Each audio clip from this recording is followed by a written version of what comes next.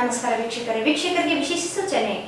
In cable ಈಗ ಮೆಟ್ರೋಕಾಸ್ಟ್ digital network ಆಗಿದ್ದು CBN channel ಈಗ ಬದಲಾದ ಹೆಸರಿನೊಂದಿಗೆ ಬಿಜೆಪಿ ಚಾನೆಲ್ ಆಗಿದೆ. ವಾರ್ತೆಗಳ ಪ್ರಾಯೋಜಕರು ಶ್ರೀ ರಾಘವೇಂದ್ರ ಘೀ, ಶ್ರೀ ರಾಘವೇಂದ್ರ ತುಪ್ಪ, SAK convention hall. Book now flat 50% discount. Save of the season. With luxury rooms, faculty, fully centralized AC halls, wide parking areas facilities. Visit SAK Convention Hall, Shekhar Nagar, IV Road, Raichur. Raichur's biggest jewel palace. All types of jewelries available in only KTB Jewel Palace. Visit KTB Jewel Palace, Udayanagar, station road, Raichur. Bharat furnitures ರಾಯಚೂರಿನಲ್ಲಿ ಮೊಟ್ಟ ಮೊದಲ ಬಾರಿಗೆ 3 ಮಳಿಗೆ ಒಳಗೊಂಡ ಬೃಹತ್ ಆಕಾರದ furniture showroom. CPS complex, opposite Shiva Mandir, Patel road, Raichur.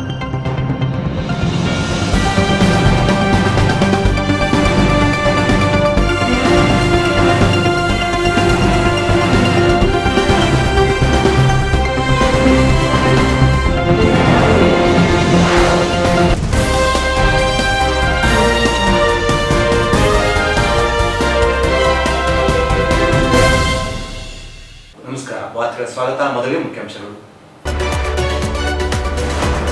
June 14ರಂದು ವಕ್ಫ್ board ನೂತನ ಅಧ್ಯಕ್ಷರಿಗೆ ಸನ್ಮಾನ. ಅನೇಕ ಧರ್ಮಗುರುಗಳು, ರಾಜಕೀಯ ನಾಯಕರು ಭಾಗಿ. ಮೊಹಮ್ಮದ್ ಶಾಲಂ. ರೈತ ಹೋರಾಟಗಾರ ಚನ್ನಬಸವಪ್ಪ ಬೆಟ್ಟದೂರು ಸ್ಮರಣ ದಿನ. ಅಧ್ಯಯನ ಶಿಬಿರ. ಪರ್ಯಾಯ ರಾಜಕೀಯ ಶಕ್ತಿ ಅನಿವಾರ್ಯತೆ ಇದೆ. ರಾಘವೇಂದ್ರ ಕುಷ್ಟಗಿ. ವಿಧಾನ ಪರಿಷತ್ ಸದಸ್ಯ ವಸಂತ್ ಕುಮಾರ್ ರಿಂದ ಸುಳ್ಳು ಜಾತಿ ಪ್ರಮಾಣ ಪತ್ರ, ಮೀಸಲು ದುರ್ಬಳಕೆ, ಜನಪ್ರತಿನಿಧಿ ನ್ಯಾಯಾಲಯದ ಮೊರೆ. ಪಿ ನರಸಪ್ಪ.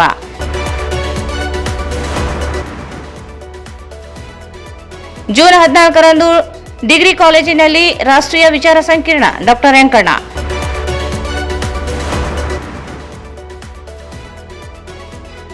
ಕ್ಷೇತ್ರ ಶಿಕ್ಷಣಾಧಿಕಾರಿ ಕಚೇರಿ ಸ್ಥಳಾಂತರಕ್ಕೆ ಒತ್ತಾಯಿಸಿ ಮನವಿ.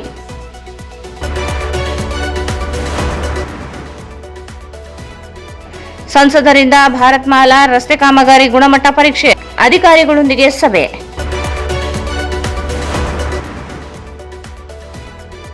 ಮತ್ತು ವಿವಿಧ ಬೇಡಿಕೆಗಳ ಈಡೇರಿಕೆಗಾಗಿ AILU ವತಿಯಿಂದ ಪ್ರತಿಭಟನೆ. ವಾರ್ತೆಗಳ ವಿವರ. ರಾಜ್ಯ ವಕ್ಫ್ ಬೋರ್ಡ್ ಅಧ್ಯಕ್ಷರು ಹಾಗೂ ಕಲಬುರಗಿಯ KBN ವಿಶ್ವವಿದ್ಯಾಲಯದ ಕುಲಪತಿಗಳಾದ ಡಾಕ್ಟರ್ ಸೈಯದ್ ಶಾ ಅಲಿ ಅಲ್ ಹುಸೇನ್ ಇವರಿಗೆ ಜೂನ್ 14ರಂದು ನಗರದ ವಾಲ್ಕಟ್ ಮೈದಾನದ ಆವರಣದಲ್ಲಿ ಸಂಜೆ 8:30 ಸನ್ಮಾನ ಸಮಾರಂಭ ಹಾಗೂ ಭಾರತದ ಪರಿಸ್ಥಿತಿ ಮತ್ತು ನಮ್ಮ ಜವಾಬ್ದಾರಿ ಕುರಿತು ಕಾರ್ಯಕ್ರಮ ಆಯೋಜಿಸಲಾಗಿದೆ ಎಂದು ಸಂಘಟಕ ಮೊಹಮ್ಮದ್ ಶಾಲಂ ಹೇಳಿದರು. ರಾಜ್ಯ ವಕ್ಫ್ ಬೋರ್ಡ್ ಅಧ್ಯಕ್ಷರು ಹಾಗೂ ಕಲಬುರಗಿಯ KBN ವಿಶ್ವವಿದ್ಯಾಲಯ ಕುಲಪತಿಗಳಾದ ಡಾಕ್ಟರ್ ಸೈಯದ್ ಶಾ ಅಲಿ ಅಲ್ ಹುಸೇನಿ ಇವರಿಗೆ ಜೂನ್ 14ರಂದು ನಗರದ ವಾಲ್ಕಟ್ ಮೈದಾನದ ಆವರಣದಲ್ಲಿ ಸಂಜೆ 8:30ಕ್ಕೆ ಸನ್ಮಾನ ಸಮಾರಂಭ ಹಾಗೂ ಭಾರತದ ಪರಿಸ್ಥಿತಿ ಮತ್ತು ನಮ್ಮ ಜವಾಬ್ದಾರಿ ಕುರಿತು ಕಾರ್ಯಕ್ರಮ ಆಯೋಜಿಸಲಾಗಿದೆ ಎಂದು ಸಂಘಟಕ ಮೊಹಮ್ಮದ್ ಶಾಲಂ ಹೇಳಿದರು. ಅವರು ಇಂದು ಮಾಧ್ಯಮಗೋಷ್ಠಿಯನ್ನು ಉದ್ದೇಶಿಸಿ ಮಾತನಾಡಿ, ಪಕ್ಷಾತೀತ ಧರ್ಮಾತೀತವಾಗಿ ನಡೆಯಲಿರುವ ಕಾರ್ಯಕ್ರಮದಲ್ಲಿ ಅನೇಕ ಧರ್ಮಗುರುಗಳು ಭಾಗವಹಿಸಲಿದ್ದಾರೆ. ಕಾರ್ಯಕ್ರಮದಲ್ಲಿ ಉಸ್ತುವಾರಿ ಸಚಿವ ಡಾಕ್ಟರ್ ಶರಣ ಪ್ರಕಾಶ್ ಪಾಟೀಲ್, ಸಣ್ಣ ನೀರಾವರಿ ಸಚಿವ NS ಬೋಸರಾಜ್ ಹಾಗೂ ಜಿಲ್ಲೆಯ ಎಲ್ಲಾ ಶಾಸಕರು, ವಿಧಾನ ಪರಿಷತ್ ಸದಸ್ಯರುಗಳು, ಧರ್ಮಗುರುಗಳು ಭಾಗವಹಿಸಲಿದ್ದಾರೆ. ಹೈದರಾಬಾದ್, ತೆಲಂಗಾಣ ರಾಜ್ಯದ ನಾನಾ ಕಡೆಗಳಿಂದ ಧರ್ಮಗುರುಗಳು ಆಗಮಿಸಲಿದ್ದಾರೆ. ಕಾರ್ಯಕ್ರಮದ ಯಶಸ್ಸಿಗೆ ಸಚಿವ NS ಬೋಸರಾಜ್, ಬಶೀರುದ್ದೀನ್ ಸೇರಿದಂತೆ ಅನೇಕರು ಸಹಕಾರ ನೀಡಿದ್ದಾರೆ ಎಂದರು. ವಾಲ್ಕಟ್ ಮೈದಾನದಲ್ಲಿ ಒಂದು ನಮ್ಮ ಗುಲ್ಬರ್ಗ ಬಂಧನವಾಜ್ ದರ್ಗಾದ ಸಜ್ಜಾದ್ ಅಂದರೆ ಮಠಾಧೀಶರಾದಂಥ ನಮ್ಮ ಗುರುಗಳಾದಂಥ ಸ್ಟೇಟ್ ವಕ್ಫ್ ಬೋರ್ಡ್ ಚೇರ್ಮನ್ ಆದಂಥ ಅಧ್ಯಕ್ಷರಾದಂಥ ಸೈಯದ್ ಅಲಿ ಅಲ್ ಹುಸೇನಿ ಸಾಹೇಬರು ರಾಯಚೂರಿಗೆ ಮೊಟ್ಟ ಮೊದಲನೇ ಬಾರಿಗೆ ಬರ್ತಾ ಇದ್ದಾರೆ. ಈ ಕಾರ್ಯಕ್ರಮದ ಅಧ್ಯಕ್ಷತೆ ನಮ್ಮ ಸೈಯದ್ ಸಜ್ಜಾದಿ ಸರ್ ಮತ್ವಾಲಿ ಅವರು ವಹಿಸಿಕೊಂಡಿದ್ದಾರೆ. ಅದೇ ರೀತಿ ಮತ್ತೆ ಅವರ ಈ ಕಾರ್ಯಕ್ರಮದ ನೇತೃತ್ವವನ್ನು ಸೈಯದ್ ಹೈದರ್ ಅಲಿಲ್ಲಾ ಮೀರಾತಾ ಶರೀಫ್ ಅವರ ಗುರುಗಳಾದ ಸಜ್ಜಾದಿ ಗುರುಗಳಾದಂಥ ಅವರು ವಹಿಸಿಕೊಂಡಿದ್ದಾರೆ. ಹಾಗೂ ಇದೇ ರೀತಿ ಈ ಕಾರ್ಯಕ್ರಮದ ಏನು ಎಲ್ಲ ವ್ಯವಸ್ಥೆಯನ್ನು ನೋಡಿಕೊಳ್ಳೋ ಸಲುವಾಗಿ ನಮ್ಮ ಅನಿರುದ್ದೀನ್ ಖಾದ್ರಿ ಸಾಹೇಬರು ಮತ್ತು ಈ ಕಾರ್ಯಕ್ರಮದ ನಮ್ಮ ಖಾಲಿದ್ ಸಾಹೇಬ್ ಖಾಲಿದ್ ಸಾಹೇಬರು ಮತ್ತು ನಮ್ಮ ಸೀನಿಯರ್ ಅಡ್ವೊಕೇಟ್ ಆದಂಥ ನಮ್ಮ ಜಾವೇದ್ ಹಕ್ ಸಾಹೇಬರು, ಅದೇ ರೀತಿ ನಮ್ಮ 3-4 ದಿವಸಗಳಿಂದ ರಾಯಚೂರಲ್ಲಿ ಎಲ್ಲ ಕಡೆ ಎಲ್ಲ ವಾರ್ಡ್ಗಳಲ್ಲಿ ಹೋಗಿ ಈ ಕಾರ್ಯಕ್ರಮಕ್ಕೆ ಸಂಘಟನೆ ಮಾಡುವಂಥ ಕೆಲಸ ನಾವೆಲ್ಲ ಕೂಡಿ ಇವ್ರ ಜೊತೆಗೆ ಹೋಗಿ ಎಲ್ಲ ಕಡೆ ಏರಿಯಾಗಳಲ್ಲಿ ಹೋಗಿ ನಾವು ಸಂಘಟನೆ ಮಾಡಿ ಕಾರ್ಯಕ್ರಮ ಅತ್ಯಂತ ಯಶಸ್ವಿಗೊಳಿಸಬೇಕಂತ ನಾವೆಲ್ಲ ಪ್ರಾಮಾಣಿಕ ಪ್ರಯತ್ನ ಮಾಡ್ತಾ ಇದ್ದೀವಿ. ವಿಶೇಷವಾಗಿ ಈ ಕಾರ್ಯಕ್ರಮ ಅತ್ಯಂತ ಯಶಸ್ವಿಗೊಳಿಸಲಿಕ್ಕೆ ಇದರಲ್ಲಿ ನಮ್ಮ ಕರ್ನಾಟಕ ರಾಜ್ಯ ಸರ್ಕಾರದ ಸಣ್ಣ ನೀರಾವರಿ ಮಂತ್ರಿಗಳಾದಂಥ ನಮ್ಮ NS ಬೋಸರಾಜ್ ಸಾಹೇಬರು ಅವ್ರ ಸಹಕಾರದಿಂದಲೂ ನಾವೆಲ್ಲ ನಡೀತಾ ಇದ್ದೀವಿ. ಅದೇ ರೀತಿ ನಾವು ಕೂಡ ಪ್ರಾಮಾಣಿಕವಾಗಿ ಈ ಕಾರ್ಯಕ್ರಮಕ್ಕೆ ಯಶಸ್ವಿಗೊಳಿಸಲಿಕ್ಕೆ ಹಗಲು ರಾತ್ರಿ ನಾವೆಲ್ಲ ರಾಜಕೀಯವಾಗಿ ನಾವು ಒಂದು ಕಮ್ಯುನಿಟಿ ಫಂಕ್ಷನ್ ಇರೋದ್ರಲ್ಲಿ ನಾವು ಹಗಲು ರಾತ್ರಿ ಎಲ್ಲ ಕೂಡಿ ನಮ್ಮ ಡೆಪ್ಟಿ ಮೇಯರ್ ಅಂತ ಸಾಜಿದ್ ಸಬೀರ್ ಅವರು ಮತ್ತೆ ನಮ್ಮ ಕಾಂಗ್ರೆಸ್ ಪಕ್ಷದ ಹಿರಿಯ ಮುಖಂಡರಾದಂಥ ನಮ್ಮ ಬಶೀರುದ್ದೀನ್ ಸಾಹೇಬರು, ನಗರಸಭೆಯ ಮಹಾನಗರ ಪಾಲಿಕೆಯ ಸದಸ್ಯರಾದಂತಹ ಭೂದೇವ್ ಅವರು, ಇವರೆಲ್ಲ ಈ ಕಾರ್ಯಕ್ರಮಕ್ಕೆ ಬಂದು ಇವರೆಲ್ಲ ಅವರು ಸ್ವತಃ ಊಟದ ವ್ಯವಸ್ಥೆ ಮಾಡಿ ನಾವೆಲ್ಲ ಊಟದ ಜವಾಬ್ದಾರಿ ತಗೊಂಡು ನಾವೆಲ್ಲ ಅವರಿಗೆ ಈ ಕಾರ್ಯಕ್ರಮಕ್ಕೆ ನಾವು ಒಂದು ಕೆಲಸ ಮಾಡ್ಕೊಂಡು ಅವರು ಹೋಗ್ತಿದ್ದಾರೆ. ಹಾಗಾಗಿ ಈ ಕಾರ್ಯಕ್ರಮದಲ್ಲಿ ಯಾರ್ಯಾರು ಈ ಕಾರ್ಯಕ್ರಮ ಸಲುವಾಗಿ ಕೆಲಸ ಮಾಡ್ತಾ ಇದ್ದಾರೆ ಕೈ ಜೋಡಿಸಿ ಮುಂದೆ ಬಂದು ನಾವು ಕೆಲಸ ಮಾಡ್ತೀವಿ ಅಂತ ಹೇಳಿ ಅವ್ರು ಬಂದವ್ರಿಗೆ ನಾನು ಹೆಸರು ಹೇಳಿದ್ದೀನಿ. ಈ ಕಾರ್ಯಕ್ರಮಕ್ಕೆ ಯಾರು ಎಲ್ಲರೂ ಬರ್ಬೋದು. ಇದು ಜಾತಿ ಧರ್ಮ ಬಿಟ್ಟು ರಾಜಕೀಯ ಪಕ್ಷ ಹೊರತುಪಡಿಸಿ ರಾಜಕೀಯ ಪಕ್ಷ ಅಂತ ಏನಿಲ್ಲ, ಎಲ್ಲರೂ ಈ ಕಾರ್ಯಕ್ರಮಕ್ಕೆ ನಾವು ಆಹ್ವಾನ ಮಾಡಿದೀವಿ, ಎಲ್ಲರಿಗೂ ಆಹ್ವಾನ ಕೊಟ್ಟಿವಿ, ಎಲ್ಲರೂ ಬರ್ತಿದ್ದೀವಿ. ಯಾರ್ಯಾರು ಕೆಲಸ ಮಾಡ್ತಾರೆ ಅವ್ರಿಗೆ ನಾನು ಬಶೀರುದ್ದೀನ್ ಬೋಸರಾಜ್ ಸಾಹೇಬ್ರು ಅಂತಲ್ಲ, ಎಲ್ಲರೂ ಹೆಸರು ಈ ಕೆಲಸ ಯಾರು ಮಾಡಿದ್ರೆ ಅವ್ರ ಹೆಸರು ಹಾಕಿದ್ದೀವಿ ಅಷ್ಟೇ. ಎಲ್ಲರೂ ಈ ಕಾರ್ಯಕ್ರಮಕ್ಕೆ ಎಲ್ಲರೂ ನಾನು ಈ ಮನವಿ ಮಾಡ್ತಾನೆ, ಈ ಪ್ರೆಸ್ ಮೀಟ್ ಮುಖಾಂತರ ಮನವಿ ಮಾಡ್ತೀನಿ ಎಲ್ಲರೂ. ಯಾಕಂದ್ರೆ ಈ ರಾಜಕೀಯ ಪಕ್ಷ ಬಿಟ್ಟು ಅವರು ಈ ದಕ್ಷಿಣ ಕನ್ನಡ ಜಿಲ್ಲೆಯ ಗುಲ್ಬರ್ಗ ಶರೀಫ್ ಬಂಧನವಾದ ದರ್ಗಾ ಇದೆ, ಅತಿ ದೊಡ್ಡ ದರ್ಗಾ ಇದು ನಮ್ಮ ದಕ್ಷಿಣ ಭಾರತದಲ್ಲಿ. ಅಜ್ಮೀರ್ ದರ್ಗಾ ಆದ್ಮೇಲೆ ನಮ್ಮ ಗುಲ್ಬರ್ಗ ಶರೀಫ್ ದೊಡ್ಡ ದರ್ಗಾ ಇದೆ. ಅವರ ಪೀಠಾಧೀಶರು ಅಂತ ನಮ್ಮ ಧರ್ಮ ಗುರುಗಳಾದಂತ ಅವರು ನಮ್ಮ ಅಲಿವುಲ್ ಹಸೇನ್ ಅವರು ಬರ್ತಾ ಇದ್ದಾರೆ. ಹಾಗಾಗಿ ಆ ಒಂದು ದೃಷ್ಟಿಯಿಂದ ನಾವೆಲ್ಲ ಸೇರಿ ಈ ಕಾರ್ಯಕ್ರಮನ ಯಶಸ್ವಿ ಮಾಡಲಿಕ್ಕೆ ಪ್ರಾಮಾಣಿಕವಾಗಿ ಪ್ರಯತ್ನ ಮಾಡ್ತೀವಿ. ಇದಕ್ಕೆ ಯಾರ್ಯಾರು ಕೆಲಸ ಮಾಡ್ತಾರೆ ಅವ್ರ ಹೆಸರು ಅನ್ಯಥಾ ಎಲ್ಲರೂ ಎಲ್ಲ ಪಾರ್ಟಿಗಳು ಎಲ್ಲ ನಮ್ಮ ಸಮಾಜದ ಮುಖಂಡರುಗಳು ಎಲ್ಲ ಪಕ್ಷದ ಮುಖಂಡರು ಎಲ್ಲರೂ ಆಗಮಿಸಲಿಕ್ಕೆ ನಾವು ಮುಕ್ತವಾಗಿ ಆಹ್ವಾನ ಕೊಟ್ಟಿದ್ದೀವಿ. ಅವರಿಗೆ ಎಲ್ಲರೂ ಬರ್ಬೋದು ಈ ಕಾರ್ಯಕ್ರಮ ಯಶಸ್ವಿ ಮಾಡಲಿಕ್ಕೆ. ನಾನು ರಾಯಚೂರಿನ ಸಮಸ್ತ ಎಲ್ಲ ನಾಗರಿಕರಿಗೆ, ನಮ್ಮ ಮುಸ್ಲಿಂ ಬಾಂಧವರಿಗೆ ಹಾಗೂ ನಮ್ಮ ಎಲ್ಲ ಎಲ್ಲ ಧರ್ಮದ ಜಾತಿಗೂ ಮುಕ್ತವಾಗಿ ಭಕ್ತಾದಿಗಳು ನಮ್ಮ ಬಂಧನ ಧರ್ಮದ ಭಕ್ತಾದಿಗಳಿಗೆ ಎಲ್ಲರಿಗೂ ರಾಯಚೂರಿನ ಸಮಸ್ತ ನಾಗರಿಕರು ಈ ಪತ್ರಿಕಾಗೋಷ್ಠಿ ಮುಖಾಂತರ ನಾನು ಮನವಿ ಮಾಡ್ತೇನೆ. ಈ ಕಾರ್ಯಕ್ರಮಕ್ಕೆ ತಾವೆಲ್ಲ ಬಂದು ಅತ್ಯಂತ ಯಶಸ್ವಿಯಾಗಿ ತಾವು ಈ ಕಾರ್ಯಕ್ರಮ ಯಶಸ್ವಿ ಮಾಡಲಿಕ್ಕೆ ತಾವು ಅನುಕೂಲ ಮಾಡಿಕೊಡ್ಬೇಕಂತ ನಾನು ಕೇಳ್ಕೊಳ್ತೇನೆ. ಕಾರ್ಯಕ್ರಮ ಆಯೋಜನೆ ಮಾಡಿದವರು ಎಲ್ಲ ಇವರು ನಮ್ಮ ಗುರುಗಳದಾರ. ಇದು ಬಂಧನವಾದ ದರ್ಗಾ ಶರೀಫ್ನ ದೊಡ್ಡ ಗುರುಗಳು ಒಬ್ಬರು ಚೇರ್ಮನ್ ಆಗಿದೆ. ಹಾಗಾಗಿ ಎಲ್ಲ ನಮ್ಮ ರಾಯಚೂರು ಜಿಲ್ಲೆಯ ಎಲ್ಲ ಧರ್ಮಗುರುಗಳು ಎಲ್ಲ ದರ್ಗಾ ಗುರುಗಳು ಎಲ್ಲರೂ ಕೂಡಿ ಒಂದು ನಿರ್ಧಾರ ಮಾಡಿ ಅವರನ್ನು ರಾಯಚೂರಿಗೆ ಕರೆಸಿ ಅವ್ರಿಗೆ ದೊಡ್ಡ ಮಟ್ಟದ ಒಂದು ಸನ್ಮಾನ ಮಾಡಬೇಕಂತ ತೀರ್ಮಾನ ಮಾಡಿ ಈ ಕಾರ್ಯಕ್ರಮಕ್ಕೆ ಅವರಿಗೆ ಆಹ್ವಾನಿಸಿದ್ರು. ಅದೇ ರೀತಿ ಈ ಕಾರ್ಯಕ್ರಮ ಶನಿವಾರ ರಾತ್ರಿ 8:30ರಿಂದ ಪ್ರಾರಂಭ ಆಗ್ತದೆ. ಈ ಕಾರ್ಯಕ್ರಮಕ್ಕೆ ಬಹಳಷ್ಟು ಧರ್ಮಗುರುಗಳು ಹೈದರಾಬಾದಿಂದ ಬೇರೆ ಬೇರೆ ಊರುಗಳಿಂದ ಆಗಮಿಸ್ತಾ ಇದ್ದಾರೆ. ಹಾಗೂ ಈ ಕಾರ್ಯಕ್ರಮಕ್ಕೆ ಅಜರುದ್ದೀನ್ ಕ್ರಿಕೆಟ್ ಪ್ಲೇಯರ್ ಅವರು ಅಂತಾರಾಷ್ಟ್ರೀಯ ಕ್ರಿಕೆಟ್ ಪಟುಗಳಾದಂಥ ಅಜರುದ್ದೀನ್ ಅವರು ಆಗಮಿಸ್ತಾ ಇದ್ದಾರೆ. ಮತ್ತೆ ಇನ್ನೊಬ್ಬ ನಮ್ಮ ಧರ್ಮಗುರುಗಳಾದಂಥ ಬಾವುದ್ದೀನ್ ಸಾಹೇಬರು ಅವರು ಆಗಮಿಸ್ತಾ ಇದ್ದಾರೆ. ಹಾಗಾಗಿ ಅನೇಕ ಧರ್ಮಗಳು ಬೇರೆ ಬೇರೆ ಊರುಗಳಿಂದ ಈ ಕಾರ್ಯಕ್ರಮಕ್ಕೆ ಕಲ್ತಾಳದ ನಮ್ಮ ಅವರು ಆಗಮಿಸ್ತಾ ಇದ್ದಾರೆ. ಅದೇ ರೀತಿ ಬಹಳಷ್ಟು ಧರ್ಮಗಳು ಈ ಕಾರ್ಯಕ್ರಮ ಆಗಮಿಸ್ತಾ ಇದ್ದಾರೆ. ನಾವು ಸುಮಾರು 15 ದಿನಗಳಿಂದ ನಿರಂತರವಾಗಿ ಈ ರಾಯಚೂರು ಜಿಲ್ಲೆಯಲ್ಲಿ ಎಲ್ಲ ಇವರು ಮುಖ್ಯಸ್ಥರು ಇಲ್ಲಿ ಕೂತಿದ್ದಾರೆ. ಎಲ್ಲ ಮುಖ್ಯಸ್ಥರು ಎಲ್ಲ ತಾಲೂಕು ಓಡಾಡಿ ಸಂಘಟನೆ ಮಾಡಿ ಈ ಕಾರ್ಯಕ್ರಮ ಅತ್ಯಂತ ಯಶಸ್ವಿಗೊಳಿಸಲಿಕ್ಕೆ ಹಗಲು ರಾತ್ರಿ ಎಲ್ಲರೂ. ಹಿರಿಯ ನ್ಯಾಯವಾದಿ ಜಾವೇದ್ ಉಲ್ ಹಕ್ ಮಾತನಾಡಿ, ನೂತನವಾಗಿ ವಕ್ಫ್ ಬೋರ್ಡ್ ಅಧ್ಯಕ್ಷರಾಗಿ ಆಯ್ಕೆಯಾಗಿರುವ ಕಲಬುರಗಿ ಹಜರತ್ ಖಾಜಾ ಬಂದೇ ನವಾಜ್ ಸಜ್ಜಾದೆ ಆಗಿರುವ ಡಾಕ್ಟರ್ ಸೈಯದ್ ಶಾ ಅಲಿ ಹುಸೇನ್ ಇವರಿಗೆ ಸನ್ಮಾನ ಸಮಾರಂಭ ಹಾಗೂ ಭಾರತದ ಪ್ರಸ್ತುತ ಪರಿಸ್ಥಿತಿ ನಮ್ಮ ಜವಾಬ್ದಾರಿ ಕುರಿತು ಅನೇಕ ಗಣ್ಯರು ಮಾತನಾಡಲಿದ್ದಾರೆ ಎಂದರು. ಕಳೆದ 1 ತಿಂಗಳಿನಿಂದ ಸಿದ್ಧತಾ ಕಾರ್ಯ ನಡೆಸಲಾಗುತ್ತಿದೆ ಎಂದರು.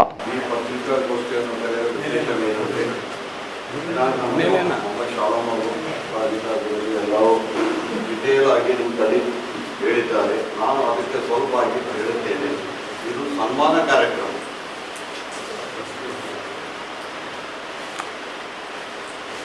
ಅದರಲ್ಲಿ ಒಂದು ಯಾವ ಭಾಗ ಅಂದರೆ ಭಾರತದ ಪ್ರಸ್ತುತ ಪರಿಸ್ಥಿತಿ ಮತ್ತು ನಮ್ಮ ಜವಾಬ್ದಾರಿ, ಇದರ ಬಗ್ಗೆ ಮಾತನಾಡುವವರಿದ್ದಾರೆ. ನಾವು ಈ ಸನ್ಮಾನ ಸಮಾರಂಭಕ್ಕೆ ಒಂದು ಕಮಿಟಿ ಮಾಡಿದ್ದೀವಿ. ಅದರ ಅಧ್ಯಕ್ಷರು ಮುಸುವಳ್ಳಿ ಸಾಹೇಬರು, ಚಾಲಂ ಸಾಹೇಬರು, ಅಮಿದುದ್ದೀನ್ ಸಾಹೇಬರು, ವಿನಾಯಕುಲ್ಲಾ ಸಾಹೇಬರು, ಜಮಾತ್ ಇಸ್ಲಾಮಿ ಮುಖ್ಯಸ್ಥರು ಮತ್ತು ಜಮೀರ್ ಸಿರಾಜಿ ಅವರು ಎಲ್ಲರ ಕೈ ಜೋಡಿಸಿ 15 ತಿಂಗಳಿಂದ ಈ ಕಾರ್ಯಕ್ರಮಕ್ಕೆ ನಾವು 2 ಸಲ ಕಾರ್ಯಕ್ರಮ ಇಟ್ಟಿದ್ದೀವಿ. ಕೆಲವು ಅನಾನುಕೂಲದಿಂದ ನಾವು 2 ಕಾರ್ಯಕ್ರಮಗಳನ್ನು ರದ್ದುಪಡಿಸಲಾಗಿ ಮುಂದೆ ಇಟ್ಟಿದ್ದೀವಿ. ಈಗ 14ನೇ ತಾರೀಕಿಗೆ ಬರ್ತಾ ಇದ್ದಾರೆ. ಅವರಿಗೆ ನಾವು ಎಲ್ಲ ಜಾತಿಗಳಿಂದ ಸಾರ್ವಜನಿಕ ಕಾರ್ಯಕ್ರಮ ಇದೆ. ಆ ಜಾತಿ ಪಾತಿಗೆ ಬಿಟ್ಟಿದ್ದಲ್ಲ, ಸಾರ್ವಜನಿಕ ಕಾರ್ಯಕ್ರಮ ಇದೆ. ಅದರಲ್ಲಿ ಮುಖ್ಯ ಅತಿಥಿಗಳಾಗಿ ಸನ್ಮಾನ್ಯ NS ಬೋಸರಾಜ್ ಸಾಹೇಬರು, ನಮ್ಮ ಸಚಿವರು ಮತ್ತು ಶಾಣಾ ಪ್ರಕಾಶ್ ಪಾಟೀಲ್ ಸಚಿವರು ಮತ್ತು ನಮ್ಮ ಜಿಲ್ಲೆಯ ಎಲ್ಲ MLAs, ex-MLAs, ಜಾತಿ MLCಗಳು ಎಲ್ಲರೂ ಬರ್ತಾ ಇದ್ದಾರೆ. ಎಲ್ಲರಿಗೂ ಹೋಗಿ ನಮ್ಮ ಶಾಲಾ ಸಾಹೇಬರು ಮತ್ತು ನಮ್ಮ ಮತವಾಲೆ ಸಾಹೇಬರು ಭೇಟಿಯಾಗಿ ಕೊಟ್ಟಿದ್ದೇನೆ. ಮತ್ತು ನಮ್ಮ member of parliament G Kumar Naik ಸಹ ಮುಖ್ಯ ಅತಿಥಿಗಳಾಗಿ ಬರ್ತಾ ಇದ್ದಾರೆ. ಎಲ್ಲ ತಾಲೂಕು MLAಗಳು ಬರ್ತಾರೆ. ಅವರಿಗೆ ನಾವು ಹೋಗಿ ಕಾರ್ಡ್ ಕೊಟ್ಟಿದ್ದೀವಿ. ಎಲ್ಲ ಸಮತ್ರ ಯಾವುದು ಇದು ರಾಜಕೀಯ ಫಂಕ್ಷನ್ ಅಲ್ಲ, ಸಾರ್ವಜನಿಕ ಫಂಕ್ಷನ್. ಮತ್ತೆ ಈ ಎಲ್ಲ ಕಾರ್ಯಕ್ರಮಕ್ಕೆ ಮುಖ್ಯ ಋಣಿಯಾಗಿರುವಂಥ ನಮ್ಮ NS ಬೋಸರಾಜ್ ಸಹ, NS ಬೋಸರಾಜ್ ಮತ್ತು ಅವರ ರವಿ ಬೋಸರಾಜ್ ಸಹ ನಮಗೆ ಬಹಳ ಸಹಾಯ ಮಾಡಿದ್ದಾರೆ. ನಾವೆಲ್ಲರ ಕಲ್ತು ಈ ಕಾರ್ಯಕ್ರಮವನ್ನು ಯಶಸ್ವಿಗೊಳಿಸಬೇಕೆಂದು ನಾನು ನಿಮ್ಮ ಪತ್ರಿಕಾ ಮೂಲದಿಂದ ಎಲ್ಲರ ನಾಗರಿಕರು 14ನೇ ತಾರೀಕು ಶನಿವಾರ 8:30ಕ್ಕೆ ಬರಬೇಕೆಂದು ನಾನು ಪತ್ರಿಕಾ ಮುಖಾಂತರ ಕೇಳಿಕೊಳ್ಳುತ್ತೇನೆ. ಅದರಲ್ಲಿ ಮುಖ್ಯ ಅತಿಥಿಗಳು ನಮ್ಮ ಮಾನವಿ ಸಜ್ಜಾದೆ, ಸೈಯದ್ ಶಾ ಹುಸೇನಿ ಮುತಾವಲೆ ಮಾತನಾಡಿ, ಜಾತಿ ಧರ್ಮ ಪಕ್ಷಾತೀತವಾಗಿ ನಡೆಯಲಿರುವ ಕಾರ್ಯಕ್ರಮದಲ್ಲಿ ಎಲ್ಲ ಸಮುದಾಯ ಜನರು ಭಾಗವಹಿಸಲಿದ್ದಾರೆ. ಅನೇಕ ಧರ್ಮಗುರುಗಳು ಭಾಗವಹಿಸಿ ಆಶೀರ್ವಚನ ನೀಡಲಿದ್ದಾರೆ ಎಂದರು. हम ये इत्तला देना चाहते हैं कि दक्कन की मशहूर बारगाह रूहानी शख्सियत और हिंदू, मुस्लिम, सिख, ईसाई में तमाम जाति के लोगों में भाईचारगी, मोहब्बत, उल्फत का पैगाम देने वाली रूहानी शख्सियत, सूफी बेमिसाल हज़रत सैयद शाह मोहम्मद अल-हुसैनी अल-मारूफ, हज़रत ख्वाजा बंदा नवाज गेसुदराज बुलंद परवाज रहमतुल्लाह तआला अलैह गुलबर्गा शरीफ के 24वें सज्जादा नशीन और मसनद नशीनी पे फाइज होने पर जिनके वालिद बुजुर्गान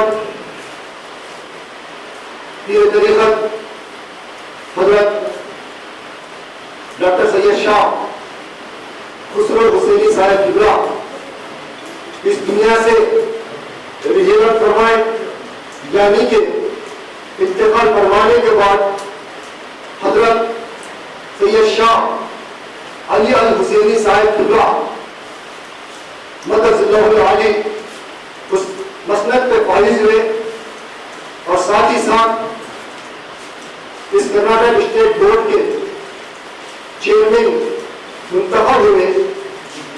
इन दोनों नियमतें अल्लाह ने उनको अता फरमाया है। इसी के ज़िम्मन में हम रंचियो शहर के तमाम डिस्ट्रिक्ट के तमाम सादात इकराम की जानिब से और मशाइखीन की जानिब से और उलमाए इकराम की जानिब से और मिल्लत के तमाम कायदीन की जानिब से और डिस्ट्रिक्ट के तमाम हिंदू मुस्लिम भाइयों की जानिब से एक उनकी तहनीत पेश करने के लिए ये जलसा हमें मुनाकिब किया गया। मुंबर एक की बारगाह, शरणा बसप्पा साहब की बारगाह, ये दो मंदिर एक ऐसी, ये दोनों एक ऐसे मंदिर और दरगाह इंसानियत का पैगाम देने वाले हैं। दुर्भाग्य से ये पैगाम देते हैं और मैं आपके जरिए, प्रेस के जरिए तमाम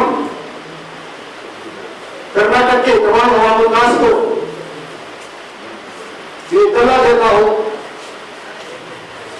कल बरोज हफ्ता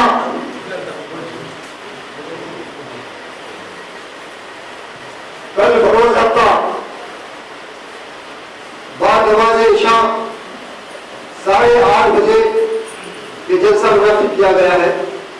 बमकाम वालकट गिरोह श्री बसवेश्वर सर्कल के बाजू में मुनाकिब किया गया है। इस जलसे के अंदर मेहमान खुसूसी की हैसियत से हजरत सैयद शाह कलीमुल्लाह हुसैनी हैदराबाद से तशरीफ ला रहे हैं और साथ ही साथ कर्नाटक नहीं बल्कि आंध्रा, तेलंगाना, महाराष्ट्र से सादात इकराम, मशाइखीन उज़्ज़ाम, उलमाए ज़ी-वक़ार और तमाम जमाती के हज़रात इस जलसे में शरीक होने वाले हैं। और मैं इस प्रेस के जरिए आज हम रायचूर के अंदर तमाम लोगों की जानिब से हम ये भी बयान उठाए हैं, इस जलसे से हम तमाम लोगों को ये पैगाम देना चाहते हैं, हिंदुस्तान के अंदर अमन, अमान, शांति के साथ हम इंसानियत का पैगाम देंगे और इस जलसे को कामयाब बनाने के लिए आप तमाम प्रेस मीट के जरिए, आप तमाम के जरिए लोगों तक ये पैगाम और आम करें। और कहते हुए मैं इस जलसे की सदारत की हैसियत से आपके सामने तमाम तफसीलात को रखा हूँ। इंशाअल्लाह इस जलसे के अंदर तमाम जाति के लोग, तमाम धार्मिक के लोग इंशाअल्लाह जलसे के अंदर शरीक होंगे। जैसा से ಈ ಸಂದರ್ಭದಲ್ಲಿ ಸೈಯದ್ ಹೈರುದ್ದೀನ್, ಅಮೀರುದ್ದೀನ್ ಖಾದ್ರಿ, ಖಾಲಿದ್ ಸಾಹೇಬ್, ಅಬ್ದುಲ್ ಮತೀನ್, ಇನಾನುದ್ದೀನ್, ಜಮೀರ್ ಸಿರಾಜ್, ಫೈಜಾಜುದ್ದೀನ್ ಸೇರಿದಂತೆ ಅನೇಕರಿದ್ದರು. ದೇಶದ ರೈತರ ಸಮಸ್ಯೆಗಳನ್ನು ನಿವಾರಿಸಲು ಐಕ್ಯ ಹೋರಾಟದ ಅಗತ್ಯತೆ ಇದ್ದು ಬಿಜೆಪಿ, ಕಾಂಗ್ರೆಸ್, ಜೆಡಿಎಸ್ ಎಂಬ ಬಾಲಕೋಚಿಯ ರಾಜಕಾರಣವನ್ನು ಮಾಡದೆ ದಲಿತರು, ರೈತರು ಒಗ್ಗಟ್ಟಿನಿಂದ ಹೊಸ ರಾಜಕೀಯ ಶಕ್ತಿಯನ್ನು ನಿರ್ಮಾಣ ಮಾಡಿ ಐಕ್ಯ ಹೋರಾಟಕ್ಕೆ ಮುಂದಾಗಬೇಕು ಎಂದು ಹೈದರಾಬಾದ್ ಕರ್ನಾಟಕ ಜನ ಆಂದೋಲನ ಕೇಂದ್ರದ ಸಂಸ್ಥಾಪಕ ಅಧ್ಯಕ್ಷ ರಾಘವೇಂದ್ರ ಕುಷ್ಟಗಿ ಹೇಳಿದರು. ದೇಶದ ರೈತರ ಸಮಸ್ಯೆಗಳನ್ನು ನಿವಾರಿಸಲು ಐಕ್ಯ ಹೋರಾಟದ ಅಗತ್ಯತೆ ಇದ್ದು ಬಿಜೆಪಿ, ಕಾಂಗ್ರೆಸ್, ಜೆಡಿಎಸ್ ಎಂಬ ಬಾಲಂಗುಚಿಯ ಕಾರಣಗಳನ್ನು ಮಾಡದೆ ದಲಿತರು, ರೈತರು ಒಗ್ಗಟ್ಟಿನಿಂದ ಹೊಸ ರಾಜಕೀಯ ಶಕ್ತಿಯನ್ನು ನಿರ್ಮಾಣ ಮಾಡಿ ಐಕ್ಯ ಹೋರಾಟಕ್ಕೆ ಮುಂದಾಗಬೇಕು ಎಂದು ಹೈದರಾಬಾದ್ ಕರ್ನಾಟಕ ಜನ ಆಂದೋಲನ ಕೇಂದ್ರದ ಸಂಸ್ಥಾಪಕ ಅಧ್ಯಕ್ಷ ರಾಘವೇಂದ್ರ ಕುಷ್ಟಗಿ ಹೇಳಿದರು. ಅವರು ಇಂದು ನಗರದ ಕೃಷಿ ವಿಜ್ಞಾನಗಳ ವಿಶ್ವವಿದ್ಯಾಲಯದ ಸಭಾಂಗಣದಲ್ಲಿ ಕರ್ನಾಟಕ ರಾಜ್ಯ ರೈತ ಸಂಘ ಜಿಲ್ಲಾ ಘಟಕದಿಂದ ಹಮ್ಮಿಕೊಂಡಿದ್ದ ಚನ್ನಬಸವಪ್ಪ ಬೆಟ್ಟದೂರು ಅವರ ನೆನಪಿನ ದಿನಾಚರಣೆ ಮತ್ತು ಅಧ್ಯಯನ ಶಿಬಿರವನ್ನು ಸಸಿಗೆ ನೀರು ಹಾಕುವ ಮೂಲಕ ಉದ್ಘಾಟಿಸಿ ಮಾತನಾಡಿದರು. ಏಕೀಕರಣದ ಚಳವಳಿ, ವೈಚಾರಿಕ ಬರವಣಿಗೆಗಳ ಜೊತೆಗೆ ರಾಯಚೂರು ಜಿಲ್ಲೆಯಲ್ಲಿ ರೈತರ ಪಡೆಯನ್ನು ಕಟ್ಟಿ ಬೆಳೆಸಿದ ಪ್ರಭಾವಶಾಲಿ ಶಕ್ತಿಯಾದ ಚನ್ನಬಸವಪ್ಪ ಬೆಟ್ಟದೂರು ಅವರು ಕೇವಲ 2 ಕೃತಿಗಳನ್ನು ಬರೆದಿದ್ದಾರೆ ಎಂದು ಎಲ್ಲರಿಗೂ ಗೊತ್ತಿದೆ. ಆದರೆ ಅವರು ಪ್ರಗತಿಪರ ಚಿಂತನೆಗಳುಳ್ಳ ಬಸವಪ್ರಭು ಪಾಟೀಲ್ ಬೆಟ್ಟದೂರು, ಅಲ್ಲಮಪ್ರಭು ಪಾಟೀಲ್ ಬೆಟ್ಟದೂರು ಹಾಗೂ ಚಾಮರಸ್ ಮಾಲಿ ಪಾಟೀಲ್ ಅಂತಹ 3 ಶಕ್ತಿಗಳನ್ನು ಹಾಗೂ ಹೋರಾಟದ ಮುಂಚೂಣಿಯ ನಾಯಕರನ್ನು ಈ ಭಾಗಕ್ಕೆ ನೀಡಿದ್ದಾರೆ ಎಂದರು. ತುಂಗಭದ್ರಾ ಹಾಗೂ ನಾರಾಯಣಪುರ ನಾಲೆಗಳು ಈ ಭಾಗದ ರೈತರಿಗೆ ವರವಾಗಿಯೂ ಹಾಗೂ ನಿರ್ವಹಣೆ ರಾಜಕೀಯ ಪ್ರವೇಶದಿಂದ ಶಾಪವಾಗಿಯೂ ಪರಿಣಮಿಸಿದೆ. ಈ ಶಾಪದಿಂದ ಅನೇಕ ರೈತಾಪಿ ಜನರು ಇಂದಿಗೂ ಕಣ್ಣೀರು ಹರಿಸುತ್ತಿದ್ದಾರೆ. ರಾಯಚೂರು ಜಿಲ್ಲೆಯ ಕೊನೆಯ ಭಾಗದ ರೈತರಿಗೆ ಅನ್ಯಾಯವಾಗುತ್ತಿದೆ ಎಂದರು. ಕೊನೆಯ ಭಾಗದ ರೈತರಿಗೆ ಕಾರಟಗಿ ಹಾಗೂ ತುರುವಿಹಾಳ ಭಾಗದ ರಾಜಕಾರಣಿಗಳಿಂದ ಅನ್ಯಾಯವಾಗುತ್ತಿದೆ. ಕಾರಟಗಿ, ತುರುವಿಹಾಳ ಸೇರಿದಂತೆ ಮೇಲ್ಭಾಗದ ರಾಜಕಾರಣಿಗಳ ಬೆಂಬಲದಿಂದ 1000ಕ್ಕೂ ಹೆಚ್ಚಿನ ಅನಧಿಕೃತ ಪಂಪ್ ಸೆಟ್ಗಳನ್ನು ಅಳವಡಿಸಲಾಗಿದೆ. 500ಕ್ಕೂ ಹೆಚ್ಚು ಟ್ರಾನ್ಸ್ಫಾರ್ಮರ್ಗಳನ್ನು ಅಳವಡಿಸಲಾಗಿದೆ. ಇದನ್ನು ಪ್ರಶ್ನಿಸಲು ಹೋದ ರೈತ ಹೋರಾಟಗಾರರ ಚಾಮರಸ ಮಾಲಿಪಾಟಲ್ ಮೇಲೆ ಅವಿವೇಕಿ ರಾಜಕಾರಣಿ ದಡೆಸೂಗೂರು ಬಡಿಗೆಗಳಿಂದ ಹಲ್ಲೆ ನಡೆಸಲು ಮುಂದಾಗಿರುತ್ತಾರೆ ಎಂದು ಆಕ್ರೋಶ ವ್ಯಕ್ತಪಡಿಸಿದರು. ಮೇಲ್ಭಾಗದಲ್ಲಿರುವ 3 ಜನ ರಾಜಕಾರಣಿಗಳು ರೈತರಿಂದ ಎಕರೆಗೆ ಇಷ್ಟು ಎಂದು ಭತ್ತವನ್ನು ಪಡೆದು ಹೊಟ್ಟೆ ತುಂಬಿಸಿಕೊಳ್ಳುತ್ತಿರುವುದು ದುರಂತದ ಸಂಗತಿಯಾಗಿದೆ. ವಯಸ್ಸಾಗಿರಬಹುದು, ನಡೆಯಲು ಆಗದೇ ಇರಬಹುದು, ರೈತರ ಹೋರಾಟಕ್ಕೆ ಉರುಳಿಕೊಂಡಾದರೂ ಬರುವುದಾಗಿ ತಿಳಿಸಿದರು. ಜೊತೆಗೆ ಹೆಚ್ಚಿತ್ತು, ಬೆಳಸೂರವ್ರ ಜೊತೆಗೆ ದೂರದಿಂದ ಆತ್ಮೀಯ ಸಂಬಂಧ ಇತ್ತು, ಅಪಾರ ಗೌರವವಿತ್ತು. ಅಂತ ಒಂದು ವ್ಯಕ್ತಿತ್ವದ ವ್ಯಕ್ತಿಯ ನೆನಪಿನ ಸಂದರ್ಭದಲ್ಲಿ ಕಾರ್ಯಕ್ರಮದ ಉದ್ಘಾಟನೆ ನನ್ನ ಬದುಕಿನ ಅತ್ಯಂತ ಮಹತ್ವದ ಕ್ಷಣಗಳಾಗಿ ಇದನ್ನು ನಾನು ಪರಿಗಣಿಸುತ್ತೇನೆ. ಇವತ್ತಿನ ದಿನ ಧನ್ಯವಾಯಿತು ನನಗೆ ಅಂತ ಹೇಳ್ತೀನಿ. ಯಾಕೆ ಚನ್ನಬಸಪ್ಪನನ್ನು ಮಹತ್ವ ಅಂತಾರೆ ಅಂದರೆ, ಒಂದು ಕರ್ನಾಟಕ ವೇದಿಕೆಯನ್ನು ಚಳವಳಿಯನ್ನು ಮುನ್ನಡೆಸೋರಿಗೆ ಆಗ್ತದೆ. ಎರಡನೇದು ಮಂಜೂರು ಸ್ವಾಮಿಯವರು ನಮ್ಮ ಜಿಲ್ಲೆಗೆ ಬರುವಂತೆಯಾಗಿ ಇಲ್ಲಿ ಒಂದು ಜಾಗೃತ ರೈತರ ಒಂದು ಪಡೆಯನ್ನು ಕಟ್ಟಡಗಳಿಗೆ ಅವರು ಅದ್ಭುತವಾದಂಥ ಒಂದು ಕೊಡುಗಿದೆ. ಅದು ಎರಡನೇ. ಅವರು ವೈಚಾರಿಕ ಬರಹಗಳು, 2 ಪುಸ್ತಕಗಳನ್ನು ಬರೆದಿದ್ದಾರೆ. ಈ ಕಾರಣಕ್ಕಾಗಿ ಅವರು ಮಹತ್ವದ ವ್ಯಕ್ತಿಗಳಾಗಿ ಎಲ್ಲಕ್ಕಿಂತ ಹೆಚ್ಚಾಗಿ ನಾನು ಪರಿಗಣಿಸೋದು ಅವರು 2 ಕೃತಿಯಲ್ಲ, ಅವರು ಒಟ್ಟು 5 ಕೃತಿಗಳು, 2 ಪುಸ್ತಕಗಳು, ಬಸವಪ್ರಭು ಗಜನೂರು, ಅಲಮಪ್ರಭು ಮತ್ತು ಚಾಮರಸ ಪಾಟೀಲ್ ಅವರನ್ನ ನಮ್ಮ ನಾಡಿಗೆ, ನಮ್ಮ ರಾಜ್ಯಕ್ಕೆ, ನಮ್ಮ ಜಿಲ್ಲೆಗೆ ಕೊಟ್ಟಂತ ಚನ್ನಬಸಪ್ಪ ಅವರಿಗೆ ನಾನು ಅತ್ಯಂತ ಗೌರವದಿಂದ ಮಾಡ್ತೇನೆ. ಅವರು ತಮ್ಮ ನಾಯಕತ್ವವನ್ನು ಅಲ್ಲಿ ನಾವು ರೂಪಿಸಲಿಲ್ಲ, ಅದರ ಮುಂದುವರಿಕೆಯಾಗಿ ಸಾಹಿತ್ಯ, ವೈಚಾರಿಕತೆ, ಹೋರಾಟ ಮುಂದುವರೆದಂತ ಪ್ರಗತಿಪರ ಚಿಂತನೆಗಳನ್ನು 3 ಜನ ಮಕ್ಕಳು ಒಂದೊಂದು ಮಾಡಿದ್ದಾರೆ. ಇವತ್ತು ನಮ್ಮ ಜಿಲ್ಲೆಯ ಅವಿಭಾಜಿತ ಜಿಲ್ಲೆಯ ಕೊಪ್ಪಳ ಮತ್ತು ರಾಯಚೂರು ಜಿಲ್ಲೆಯ ಅತ್ಯಂತ ಜಾಗೃತ ಹೋರಾಟದ ಮುಂಚೂಣಿಯ ನಾಯಕರನ್ನ ನಮಗೆ ಚನ್ನಬಸಪ್ಪ ಕೊಟ್ಟಿದ್ದಾರೆ 3 ಜನ. ಹೀಗಾಗಿ ಮತ್ತೊಮ್ಮೆ ಅವರಿಗೆ ನಾನು ಸಲ್ಯೂಟ್ ಅನ್ನು ಮಾಡ್ತೀನಿ. ಇನ್ನ ಇವತ್ತಿನ ವಿಷಯ ಪಟ್ಟಿ ನಿಜವಾಗ್ಲೂ ನನಗೆ ಬಹಳ ಖುಷಿ ಪಟ್ಟಂತ ವಿಷಯಗಳು. ಅಂತ ಖುಷಿ ಅನ್ನಬೇಕು, ಆ ವಿಚಾರಗಳನ್ನು ತಿಳಿದು ನೋವು ಕೊಡಬೇಕು. ಒಂದೇನು ತುಂಗಭದ್ರಾ ಮತ್ತು ತುಂಗಭದ್ರಾ 2ನೇ ನಾನು ಕೃಷ್ಣ ನಾರಾಯಣಪುರ ಬಂದಿದ್ದಾರೆ. ಇವು 2 ನಮ್ಮ ಭಾಗಕ್ಕೆ ದೊಡ್ಡ ವರಗಳು ಹೌದು. ರಾಜಕಾರಣದ ಕಾರಣದಿಂದ, ಅವ್ಯವಸ್ಥೆ ಕಾರಣದಿಂದ, ನಿರ್ವಹಣೆಯ ಸೋಲಿನಿಂದ ಅವರು ಸ್ಥಾಪನೆಯಾಗಿದೆ ಅನ್ನೋದನ್ನು ನಾವು ಬಹಿರಂಗವಾಗಿ ಹೇಳಿಕೊಳ್ಳುವ ಅಗತ್ಯ ಇದೆ. ಇದು ಹೊರ ಹೌದು, ಆದರೆ ಸರಿಯಾಗಿ ನಿರ್ವಹಣೆ ಮಾಡದೇ ಇರೋದ್ರಿಂದ ದುರಾಶೆಯ ವ್ಯಕ್ತಿಗಳಿಂದ, ರಾಜಕಾರಣಿಗಳಿಂದ ಇವತ್ತು ತುಂಗಭದ್ರಾ 2ನೇ ನಾಲೆಯ ಅಪಾರ ಜನ, ರೈತಾಪಿ ಜನ ನೀರು ಹರಿಸೋದು ಬಿಟ್ಟು ಹೊಲದಲ್ಲಿ ಕಣ್ಣೀರು ಹರಿಸುವಂತ ಪರಿಸ್ಥಿತಿ ನಿರ್ಮಾಣ ಆಗಿದೆ. ಇದರ ಬಗ್ಗೆ ಸಾಕಷ್ಟು ಹೋರಾಟಗಳಾಗಿದೆ. ಒಂದಲ್ಲ ಎರಡಲ್ಲ, ಒಂದೇ ಹೋರಾಟ ಇವತ್ತು 12 ಜನ ಜೊತೆಗಿದ್ದಾರೆ. ಸೀತಾಪುರ ಏಕ ನೀರಾವರಿ ದುರುಪಯೋಗ ನಡೆದಿದ್ದು 8 TMCನೂ 9 TMCಯಿಂದ 16 TMCವರೆಗೆ ನೀರನ್ನು ಎತ್ತಬೇಕು, ಆ ಕಡೆ ತಗೊಂಡು ಹೋಗಬೇಕು, ಹುಲಿ ಗುಡ್ಡ ಅಂಥೇಳಿ ಒಂದು ಯೋಜನೆಗಾಗಿ ಅದು ನಮ್ಮ ಪಾಟೀಲು, ಗದಗಿನ ಪಾಟೀಲು ಒಂದು ಹುನ್ನಾಗಿತ್ತು. ಅದನ್ನು ತಡಿಲಿಕ್ಕೆ ನಾವೆಲ್ಲ ಹೋರಾಟ ಮಾಡಿದ್ವಿ. ಎಸ್.ಎನ್. ಕೃಷ್ಣ ಅವರು ಮುಖ್ಯಮಂತ್ರಿಯಾಗಿದ್ದರು. ಅವಾಗಿಂದ ನಮ್ಮ ಹೋರಾಟ ನಿರಂತರವಾಗಿ ನಡೀತಾ ಇದೆ. ಎಸ್.ಎನ್. ಕೃಷ್ಣ ಅಡಿಕೆಗೆ ಬಂದಾಗ ಸಾವಿರಾರು ಜನ ಹೋಗಿ ನಾವು ಘೇರಾವ್ ಮಾಡಿದ್ವಿ. ಮಾಡಿ ಅದು 16 TMCಯಿಂದ 12 TMCಗೆ ಇದ್ದಿದ್ದಿಲ್ಲ ಅಂದ್ರೆ ಇವತ್ತು ಈಗ ಸಿಗ್ತದೆ, ಅಪ್ಪನಿಗೂ ಸಿಗ್ತಿರಲಿಲ್ಲ. ಅವಾಗ ಎಸ್.ಎನ್. ಕೃಷ್ಣ ಅವರು ಮಾಡ್ತಕ್ಕಂಥ ಒಂದು ಸಂಸ್ಥೆಗೆ ಈ ಸಮಸ್ಯೆಯ ಪರಿಹಾರವನ್ನು ಅಧ್ಯಯನ ಮಾಡಲಿಕ್ಕೆ ಒಂದು 3 ಲಕ್ಷ ಕೊಟ್ಟರು. ಆಧಾರಕ್ಕೆ ಅಧ್ಯಯನ ಮಾಡಿ ಏನ್ ಮಾಡಿದ್ರೆ ಈ ಸಮಸ್ಯೆ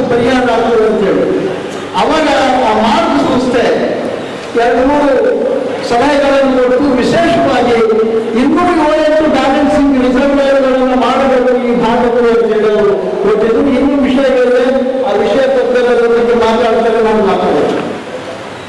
ಅದಾದ್ಮೇಲೆ ಇತ್ತೀಚೆಗೆ ಚಾಮರ್ಸ್ ಮಾಲಿ ಪಾಟೀಲ್ ಮತ್ತು ನಾನು ಕೂತ್ಕೊಂಡು ತುಂಗಭದ್ರಾ ಯೋಜನೆ ರೈತ ಹಿತರಕ್ಷಣಾ ಸಮಿತಿಯಾಗಿ ಬಹಳ ದೊಡ್ಡ ಹೋರಾಟಗಳನ್ನು ಮಾಡಿದ್ವಿ. ನಿಮ್ಗೆ ಗೊತ್ತಿರಲಿ, ಈ ಕಾರಂಜಿಗೆ ಮತ್ತು ತುರುಗಿ ಹಾಡಿನ ರಾಜಕಾರಣಿಗಳೇನಿದ್ದಾರೆ, ಚುನಾಯಿತ ಜನಪ್ರತಿನಿಧಿಗಳಿದ್ದಾರೆ, ದೇವೇಂದ್ರ ರೈತರಿಗೆ ಮಹಾ ಅನ್ಯಾಯವನ್ನು ಮಾಡ್ತಾ ಇದ್ದಾರೆ. ಯಾವುದು ವೆಟರೈಸ್ ಆಗಿತ್ತು, ಯಾವುದು ಅಚ್ಚುಕಟ್ಟು ಪ್ರದೇಶದಲ್ಲಿ ಬರುವುದಿಲ್ಲ ಅಂತಲ್ಲೇ ಕಾನೂನಿನ ತುಂಡು ಬರುವುದು ಹಣದ ಮೂಲಕ. ಇವತ್ತ ಗೆಳೆಯರೇ ನಿಮ್ಗೆ ಹೇಳ್ತಾ ಇದ್ದೀನಿ, 1,000ಕ್ಕೂ ಹೆಚ್ಚು ಅನಧಿಕೃತವಾಗಿರ್ತಕ್ಕಂಥ ಪಂಪ್ ಸೆಟ್ಗಳನ್ನು ಇಟ್ಟು 1.5ರಿಂದ 2 ಲಕ್ಷ ನೀರಾವರಿ ಅಕ್ರಮ ಮಾಡ್ತಾ ಇದ್ದಾರೆ. ಇದನ್ನು ತಡೆಗಟ್ಟಲಿಕ್ಕೆ ನಾವು ಚಾಮರ್ಸು ಪಕ್ಷಾತೀತವಾದಂತಹ ಒಂದು ಹೋರಾಟವನ್ನು ಮಾಡಿ ರಾಷ್ಟ್ರೀಯ ಹೋಗಿ ಚಾಮರ್ಸು ಆ ಸ್ಥಳಕ್ಕೆ ಹೋದರೆ ಆ ಧಡೇಶ್ವರ ಬಸವರಾಜ್ ಅಂತಕ್ಕಂಥ ಅವ್ರೇತಿ ಎಮ್ಮೆಲ್ಲೆ ಲಾರಿ ಒಳಗೆ ಬಡಿಗೆ ಕಲ್ಲು ತಂದು ಚಾಮರ್ಸು ಮೇಲೆ ಹಲ್ಲೆ ಮಾಡಲಿಕ್ಕೆ ಪ್ರಯತ್ನ ಮಾಡಿದ. ನಮ್ಮ ಭಾಗದ ರಾಜಕಾರಣಿಗಳು ತಲೆ ತಗ್ಗಿಸಿ ಕೂತರು, ಈಗಾದರೂ ಏನು ಮಾಡಲಿಲ್ಲ ಅಂತಕ್ಕಂಥ ನೋವು ನನಗೆ ಯಾವಾಗಲೂ ಕಾಡ್ತಾನೆ. ಅಷ್ಟೇ ಅಲ್ಲ, ಸನ್ಮಾನ್ಯ ಮುಖ್ಯಮಂತ್ರಿ ಯಡಿಯೂರಪ್ಪ ಅವರು ತಮ್ಮ ಕೈ ಬರಹದಲ್ಲಿ ಚಾಮರ್ಸ್ಗೆ ಹೋಗಿ ಮುಂದಿಟ್ಟಾಗ ಈ ಥರ ಪರಿಸ್ಥಿತಿ ಇದೆ, 6 ಲಕ್ಷ ನೀರಾವರಿ, ಇದರಲ್ಲಿ 4 ಲಕ್ಷ ಮಾತ್ರ ಅಚ್ಚುಕಟ್ಟು ಪ್ರದೇಶಕ್ಕೆ ಹೋಗ್ತದೆ, 2 ಲಕ್ಷ ಅಕ್ರಮವಾಗಿ ಬಳಕೆ ಆಗ್ತದೆ, 2 ಲಕ್ಷ ಅಚ್ಚುಕಟ್ಟು ಪ್ರದೇಶದ ನೀರು ರೈತರಿಗೆ ನೀರು ಸಿಗ್ತಾ ಇಲ್ಲ, ಯರಗೇರಿ ಭಾಗ, ಕುರುಳಿ ಭಾಗ, ಮಾನ್ವಿ ಭಾಗದ ಎಲ್ಲ ಜನರಿಗೆ ಭಾರಿ ತೊಂದರೆ ಇದೆ ಅಂತ ಅದನ್ನು ಸಮಗ್ರವಾಗಿ ತಿಳುವಳಿಕೆ ಕೊಟ್ಟಾಗ ಮಾನ್ಯ ಯಡಿಯೂರಪ್ಪ ಅವರು ತಮ್ಮ ಹಸ್ತಾಕ್ಷರದಲ್ಲಿ ಇದೊಂದು ಗಂಭೀರ ವಿಷಯ, ಕೂಡಲೇ ಇದರ ಕಡೆಗೆ ಗಮನ ಹರಿಸಿ ಪೊಲೀಸ್ ಬಂದೋಬಸ್ತನ್ನು ಮಾಡಿ ಆ ಎಲ್ಲ ಅಕ್ರಮ ಪಂಪ್ ಸೆಟ್ಗಳನ್ನು ಕಿತ್ತಿ ಒಗಿಬೇಕು ಅಂತ ಹೇಳಿ ಮಾಡಿದ್ರು ಕೂಡ ಅಧಿಕಾರಿಗಳನ್ನ ಕೈ ಕಟ್ಟಿ ಹಾಕಿದ್ರು. ಅವರ ಮುಖ್ಯಮಂತ್ರಿ ಇಲ್ಲ, ಬಂದಂತಹ ಮುಖ್ಯಮಂತ್ರಿಗಳು ಇನ್ನೊಬ್ಬರು ಅವರು ಯಾರು ರಮೇಶ್ ಜಾರಕಿಹೊಳಿ ಅವರು ನೀರಾವರಿ ಮಂತ್ರಿ ಇದ್ದಾಗ ಮತ್ತೊಂದು ತಂಡ ನಾವೆಲ್ಲ ಹೋಗಿದ್ವಿ, 15 ಪುಸ್ತಕ ಮಾಡ್ತೇನೆ ನಾನೇನು ಅಂತೇಳಿ ವಚನ ಕೊಟ್ಟು ಏನು ಮಾಡಬೇಕು, ಅವರು ಯಾವುದೋ ಕಾರಣದಿಂದ ವೈಯಕ್ತಿಕ ಕಾರಣದಿಂದ ಅವರು ಮಂತ್ರಿ ಬಂದರು. ಹೀಗಾಗಿ ಇವತ್ತಿಗೂ ಕೂಡ ಸುಮಾರು 1,000ಕ್ಕಿಂತ ಹೆಚ್ಚು ಅಕ್ರಮ ಪಂಚಾಯತ್ಗಳು, 4-5 ಅವರು ಕರೆಂಟ್ ಹಾಕ್ತಾರೆ, ಟ್ರಾನ್ಸ್ಫಾರ್ಮರ್ಗಳನ್ನು ಹಾಕ್ತಾರೆ. ಇದರೊಳಗೆ ರೆವಿನ್ಯೂ ಅಧಿಕಾರಿಗಳು, ಕೆಇಬಿ ಅಧಿಕಾರಿಗಳು ಮತ್ತು ನೀರಾವರಿ ಅಧಿಕಾರಿಗಳು ನೇರವಾಗಿ ಭಾಗಿಯಾಗಿದ್ದಾರೆ. 2-3 ಮಂದಿ MLAಗಳಿದ್ದಾರೆ, ಪ್ರಮುಖ ಪಾತ್ರ ವಹಿಸ್ತಾರೆ. ಎಕರೆಗೆ 5 ಚೀಲ ಭತ್ತವನ್ನು. ಇದೇ ವೇಳೆ ಕಾರ್ಯಕ್ರಮದ ಅಧ್ಯಕ್ಷತೆ ವಹಿಸಿದ ರಾಜ್ಯ ರೈತ ಸಂಘದ ಹಿರಿಯ ಉಪಾಧ್ಯಕ್ಷ ಅಮರಣ್ಣ ಗುಡಿಹಾಳ್ ಮಾತನಾಡಿ, ನಮ್ಮ ಜೀವನ ಇರುವವರೆಗೆ ರೈತರಿಗೆ ಅನ್ಯಾಯವಾಗದಂತೆ ನಾವು ನೋಡಿಕೊಳ್ಳಬೇಕು. ಚನ್ನಬಸವಪ್ಪ ಬೆಟ್ಟದೂರು ಅವರ ಕುಟುಂಬದಿಂದ ನಾವು ಕಲಿಯಬೇಕಾದದ್ದು ಬಹಳಷ್ಟಿದೆ. ಆ ಕಾಲದಲ್ಲಿ ಸಜ್ಜೆ ಖರೀದಿ ಕೇಂದ್ರಕ್ಕಾಗಿ ಹೋರಾಟ ನಡೆಸಿ ಪ್ರಥಮವಾಗಿ ರಾಯಚೂರಿನಲ್ಲಿ ಸಜ್ಜೆ ಖರೀದಿ ಕೇಂದ್ರ ಆರಂಭ ಮಾಡುವುದಕ್ಕೆ ಹಾಗೂ 12,000 ಎಕರೆ ಬೆಳೆ ನಷ್ಟಕ್ಕೆ ಪರಿಹಾರ ಒದಗಿಸಿಕೊಡುವ ಹೋರಾಟದಲ್ಲಿ ಚನ್ನಬಸವಪ್ಪ ಬೆಟ್ಟದೂರು ಅವರ ಪಾತ್ರ ಪ್ರಮುಖವಾದುದು ಎಂದು ತಿಳಿಸಿದರು. ಶಾಸಕರಾಗಿರ್ತಕ್ಕಂಥ ಈ ದರ್ಶನ್ ಪುಟ್ಟಣಿ, ಹಾಗೆಯೇ ನಮ್ಮ ಸದಾನಂದ ವಸಂತ ಕುಮಾರ್, ಹಾಗಾಗಿ ನಮ್ಮ ಬೆಳವಣಿಗೆ ಅನ್ನೋದು ಮಹಿಳಾ ಮುಖಂಡರಾಗಿರ್ತಕ್ಕಂಥ ನಾಗರತ್ನ ಪಾಟೀಲ್, ಸತ್ಯಪೈ ಎಲ್ಲ ಹಿರಿಯರೆಲ್ಲ ವೇದಿಕೆ ಇರ್ತಕ್ಕಂಥವರೇ, ಹಾಗೆಯೇ ಚನ್ನಬಸಪ್ಪ ಬೆಟ್ಟದೂರವರ ಬೈಲಿ, ಆ ಬೈಲಿಗೆ ಆಡಿದ ಊರುಗಳು, ಅವರ ಮಕ್ಕಳು ಮೊಮ್ಮಕ್ಕಳು, ಅವರು ಹಾಗೆಯೇ ಕರ್ನಾಟಕ ಹಲವಾರು ಜಿಲ್ಲೆಗಳಿಂದ ಬಂದಿರತಕ್ಕಂಥ ರೈತ ಸಂಘದ ಸಂಘಟನೆ ಚನ್ನಬಸಪ್ಪ ಬೆಟ್ಟದೂರು ಬಗ್ಗೆ ಮಾತನಾಡುವಾಗ ಕನಿಷ್ಠ 1 ತಾಸಾದರೂ ಇನ್ನೂ ಸಮಯ ಉಳಿಯಿತು. ಅತ್ಯಂತ ಸಾರ್ಥಕ ಜೀವನ ನಡೆಸಿದವರು. ಅವರ ಕಾಲಮಾನದಲ್ಲಿ ಅನೇಕ ಜನ ಬಂದೋಗಿದ್ದಾರೆ. ಆದ್ರೆ ಯಾರು ನೆನ್ಪಿಟ್ರೆ ನಾನು ಚಂದ್ರಸಪ್ಪ ಬೆಡೂರವ್ರನ್ನ ಯಾಕೆ ಬಂದು ನೆನಪಿಟ್ಟು ಈ ಕಾರ್ಯಕ್ರಮವನ್ನು ಮಾಡ್ತಕ್ಕಂಥದ್ದು ಚಂದ್ರಸಪ್ಪ ಬೆಡೂರವರನ್ನ ನೆನೆಯೋದು ಮಾತ್ರ ಅಲ್ಲ, ಅವರ ಕಾರ್ಯಚಟುವಟಿಕೆ ನೆನೆಯುವ ಭಾಗವಾಗಿಯೇ ಇದು ಕರ್ನಾಟಕ ರಾಜ್ಯದ ಸಂಘ ಅಧ್ಯಯನ ಶಿಬಿರವಾಗಿ ಇದನ್ನು ಮಾಡಬೇಕು. ಅಂದ್ರೆ ಅವರ ವಿಚಾರಗಳನ್ನ ಮುಂದೊಯ್ತಕ್ಕಂಥ ರೈತ ಸಂಘಟನೆ ಈ ಕಾರ್ಯವನ್ನು ಮಾಡೋದ್ರ ಮೂಲಕ ಅವರಿಗೆ ಗೌರವ ಸಲ್ಲಬೇಕು ಅಂತಕ್ಕಂಥ ಹಿನ್ನೆಲೆಯಲ್ಲಿ ಇವತ್ತಿನ ಪ್ರಸ್ತುತ ಪರಿಸ್ಥಿತಿಗಳ ಬಗ್ಗೆ ಅಧ್ಯಯನ ಶಿಬಿರವನ್ನು ಏರ್ಪಡಿಸಲಿಕ್ಕೆ ಸಾಧ್ಯ ಇದೆ. 1918ರಲ್ಲಿ ಫೆಬ್ರವರಿ ತಿಂಗಳಲ್ಲಿ ಹಿರಿಯ ಬಸವನಗೌಡರ ಮಗಳಾಗಿರುತ್ತಾರೆ, ತಾಯಿ ನೀಲಮ್ಮ. ಆ ರೀತಿ ಹುಟ್ಟಿರ್ತಕ್ಕಂಥ ಒಬ್ಬ ಚನ್ನಬಸಪ್ಪ ಬೆಡೂರವರು ಅವರ ತಮ್ಮ ಶಂಕರಗೌಡ ಅಂತ ಇರ್ತಾರೆ. ಅದೆಲ್ಲ ಹೇಳಲಿಕ್ಕೆ ದೊಡ್ಡ ಇತಿಹಾಸ ಇದೆ. ಅವರ 10ನೇ ತರಗತಿ ಪಾಸ್ ಆಗ್ತಾರೆ, ಅದು ಮದುವೆ ಮಾಡಿಬಿಡ್ತಾರೆ. ಮದುವೆ ಮಾಡಿದ್ರೆ ಆ ಕಾಲದಲ್ಲಿ ಕಾರ್ಯ ಮೆರವಣಿಗೆ ಮಾಡಿದ್ದು ಒಂದು ದೊಡ್ಡ ವಿಶೇಷ. ಕಾರ್ಯ ಮೆರವಣಿಗೆ ಮಾಡ್ಕೊಂತಾರೆ. ಜೊತೆಗೆ ಅವರು ವಿದ್ಯಾರ್ಥಿ ದಶೆಯಿಂದನೇ ಅವ್ರಿಗೆ ಎಂಥ ಸಂದಿಗ್ಧ ಪರಿಸ್ಥಿತಿ.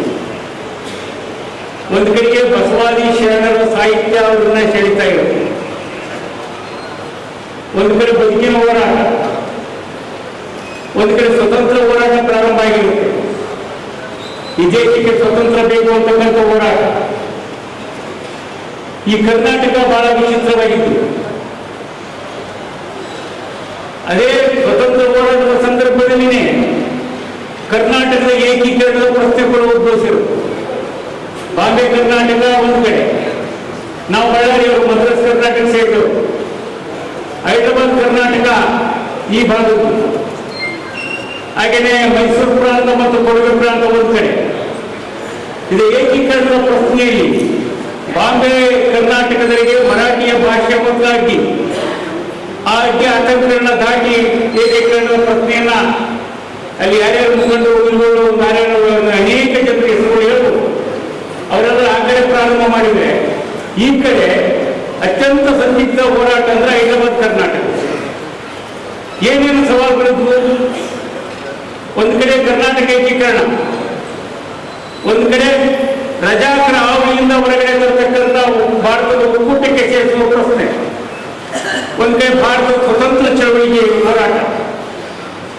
ಈ ರೀತಿಯ 3 ಸಂದಿಗ್ಧ ಪರಿಸ್ಥಿತಿಯಲ್ಲಿ ರಾಯಚೂರಿನ ಹೈದರಾಬಾದ್ ಕರ್ನಾಟಕದ ಜನಸಮೂಹ ಇತ್ತು. ಅದರ ನಾಯಕತ್ವಕ್ಕಾಗಿ ಹೋರಾಟ ಮಾಡಿರ್ತಕ್ಕಂಥ ಬಹಳ ಜನ ಪ್ರಮುಖರಲ್ಲಿ ಚನ್ನಬಸಪ್ಪ ಬೆಡೂರನವರು ಬಹಳ ಪ್ರಥಮರಾಗ್ತಾರೆ. ಬಹಳ ಸಂದಿಗ್ಧ ಹೋರಾಟ. ಜೊತೆಗೆ ಅವರ ವೈಯಕ್ತಿಕ ವಿಚಾರಗಳನ್ನ ಹೇಳುವ ಬಹಳ ದೊಡ್ಡ ಪರಂಪರೆ ಇದೆ. ಇವರು ವಿಜಯನಗರ ಸಾಮ್ರಾಜ್ಯದ ಆಧಿಪತ್ಯಕ್ಕೊಳಪಡಿರ್ತಕ್ಕಂಥ ಕುಲಸ್ಥರು. ಅವರ ಸಂಬಂಧಪಟ್ಟ ಬೆಳಿಗ್ಗೆ ಬಂದು ನಮಗೆ ಕೆಲವು ವಿಷಯಗಳನ್ನ ಹಂಚಿಕೊಂಡ್ರು ನಮ್ಮ ಪ್ರೊಫೆಸರ್. ನಾವು ವಿಜಯನಗರ ಮೇಲುಕೋಟೆ ಶಾಸಕ ದರ್ಶನ್ ಪುಟ್ಟಣ್ಣಯ್ಯ ಮಾತನಾಡಿ, ರಾಜ್ಯದಲ್ಲಿ ರೈತರ ಸಮಸ್ಯೆಗೆ ಹೋರಾಟ ಮಾಡಿ ಪರಿಹಾರ ಕಂಡುಕೊಳ್ಳುವ ಪರಿಸ್ಥಿತಿ ಎದುರಾಗಿದೆ. ಹವಾಮಾನಕ್ಕೆ ತಕ್ಕಂತೆ ವ್ಯವಸಾಯ ಪದ್ಧತಿಯನ್ನು ಬದಲಾವಣೆ ಮಾಡಿಕೊಳ್ಳುವ ಅನಿವಾರ್ಯತೆ ಇದ್ದು, ಜೊತೆಗೆ ರೈತ ಸಂಘಟನೆಯನ್ನು ಬೆಳೆಸುವ, ಸಂಘಟನಾ ಬಲವನ್ನು ಹೆಚ್ಚಿಸುವ ಜವಾಬ್ದಾರಿ ನಮ್ಮ ಮೇಲಿದೆ ಎಂದು ತಿಳಿಸಿದರು.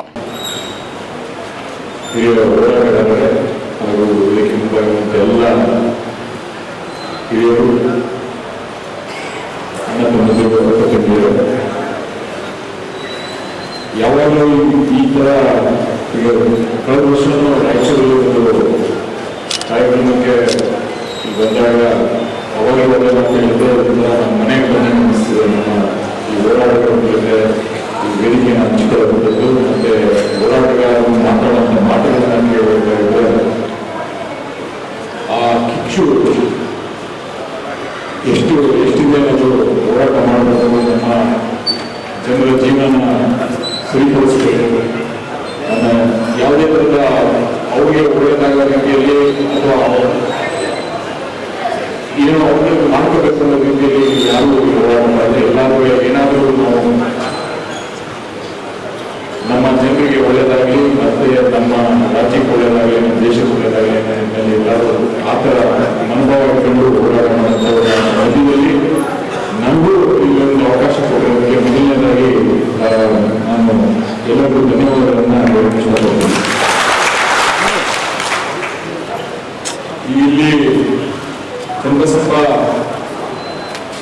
ರೈತರು ನೆನಪಿನ ದಿನಾಚರಣೆ ಮತ್ತು ಅಧ್ಯಯನ ಶಿಬಿರನ ಆಯೋಜನೆ ಮಾಡುವುದು ತುಂಬಾ ಖುಷಿಯಾದ ಸಂಗತಿ.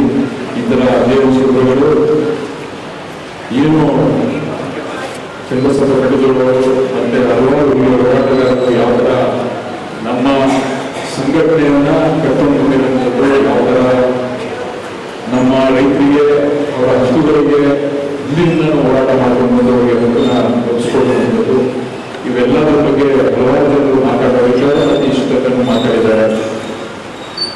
ಅದ್ರ ಮುಂದೆ ಅನ್ನೋದನ್ನು ನಾವು ಯೋಚನೆ ಮಾಡಬೇಕು. ಯಾವ ತರ ನಾವು ನಮ್ಮ ಸಮಸ್ಯೆಗಳಿಗೆ ನಾವು ಪರಿಹಾರ ಹುಡುಕೊಳ್ಬೇಕು.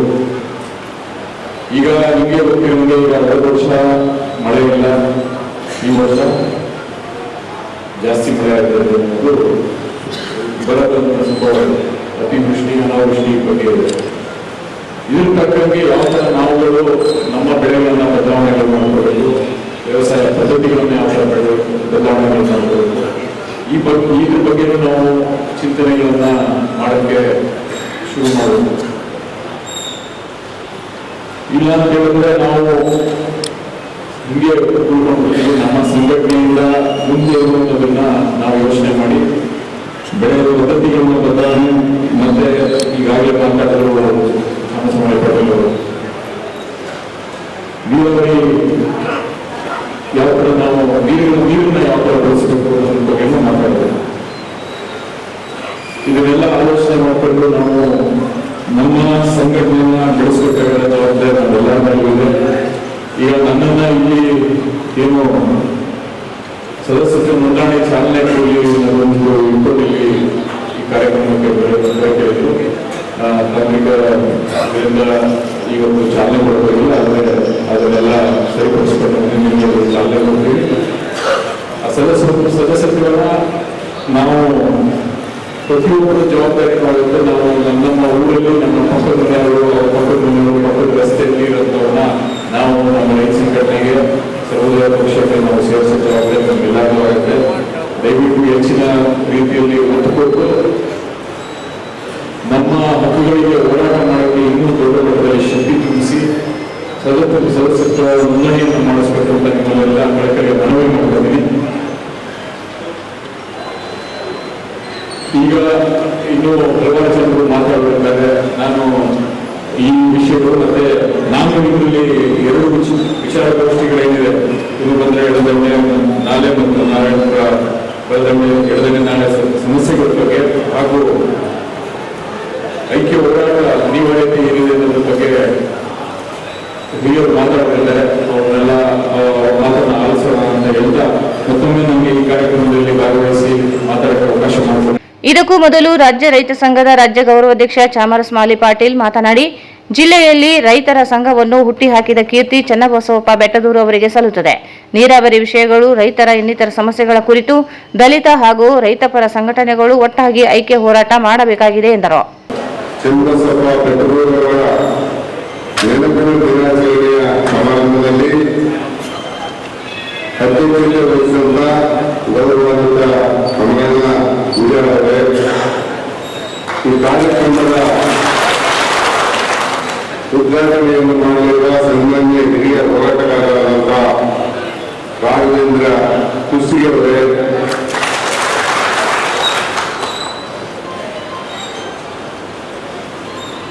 ಮೇಲುಕೋಟೆ ವಿಧಾನಸಭಾ ಕ್ಷೇತ್ರ ಮಂಡ್ಯದ ಶಾಸಕರಾದಂತಹ ಸನ್ಮಾನ್ಯ ದರ್ಶನ್ ಕುಲಕರ್ಣಿಯವರೇ, ಜೆಎಂ ಕಾರ್ಯಾಧ್ಯಕ್ಷರಾದಂತಹ ವೀರಸಂಗಯ್ಯವರೇ, ಅಧ್ಯಕ್ಷರಾದಂತಹ ಬಡೇಪುರ ನಾಗೇಂದ್ರ ಅವರೇ, ದೊಡ್ಡ ಬಸವನಗೌಡ ಬಲ್ಲಟ್ಟಿ ಅವರೇ, ಕಾಶಿಮಲ್ಲಿ ಅವರೇ, ಮಲ್ಲಿಕಾರ್ಜುನ್ ಸತ್ಯಪೇಟೆ ಅವರೇ, ಗೌರಿ ಬಸಪ್ಪ ಅವರೇ, ವೆಂಕಟಪ್ಪ ಕಾರಬಾರಿ ಅವರೇ, ಮಲ್ಲಣ್ಣ ರಾಯಚೂರು ಅವರೇ, ಮಧ್ಯಾಹ್ನ ಸ್ವಾಮಿ ಹಿರೇಮಠ ಅವರೇ ಮತ್ತು ವೇದಿಕೆ ಮೇಲಿರುವಂತ ಎಲ್ಲ ಗಣ್ಯಮಾನ್ಯರೇ, ಈ ನಾಗರತ್ನಮ್ಮ ವಿ ಪಾಟೀಲ್ ಅವರೇ ಮತ್ತು ಈ ಸಭೆಯಲ್ಲಿ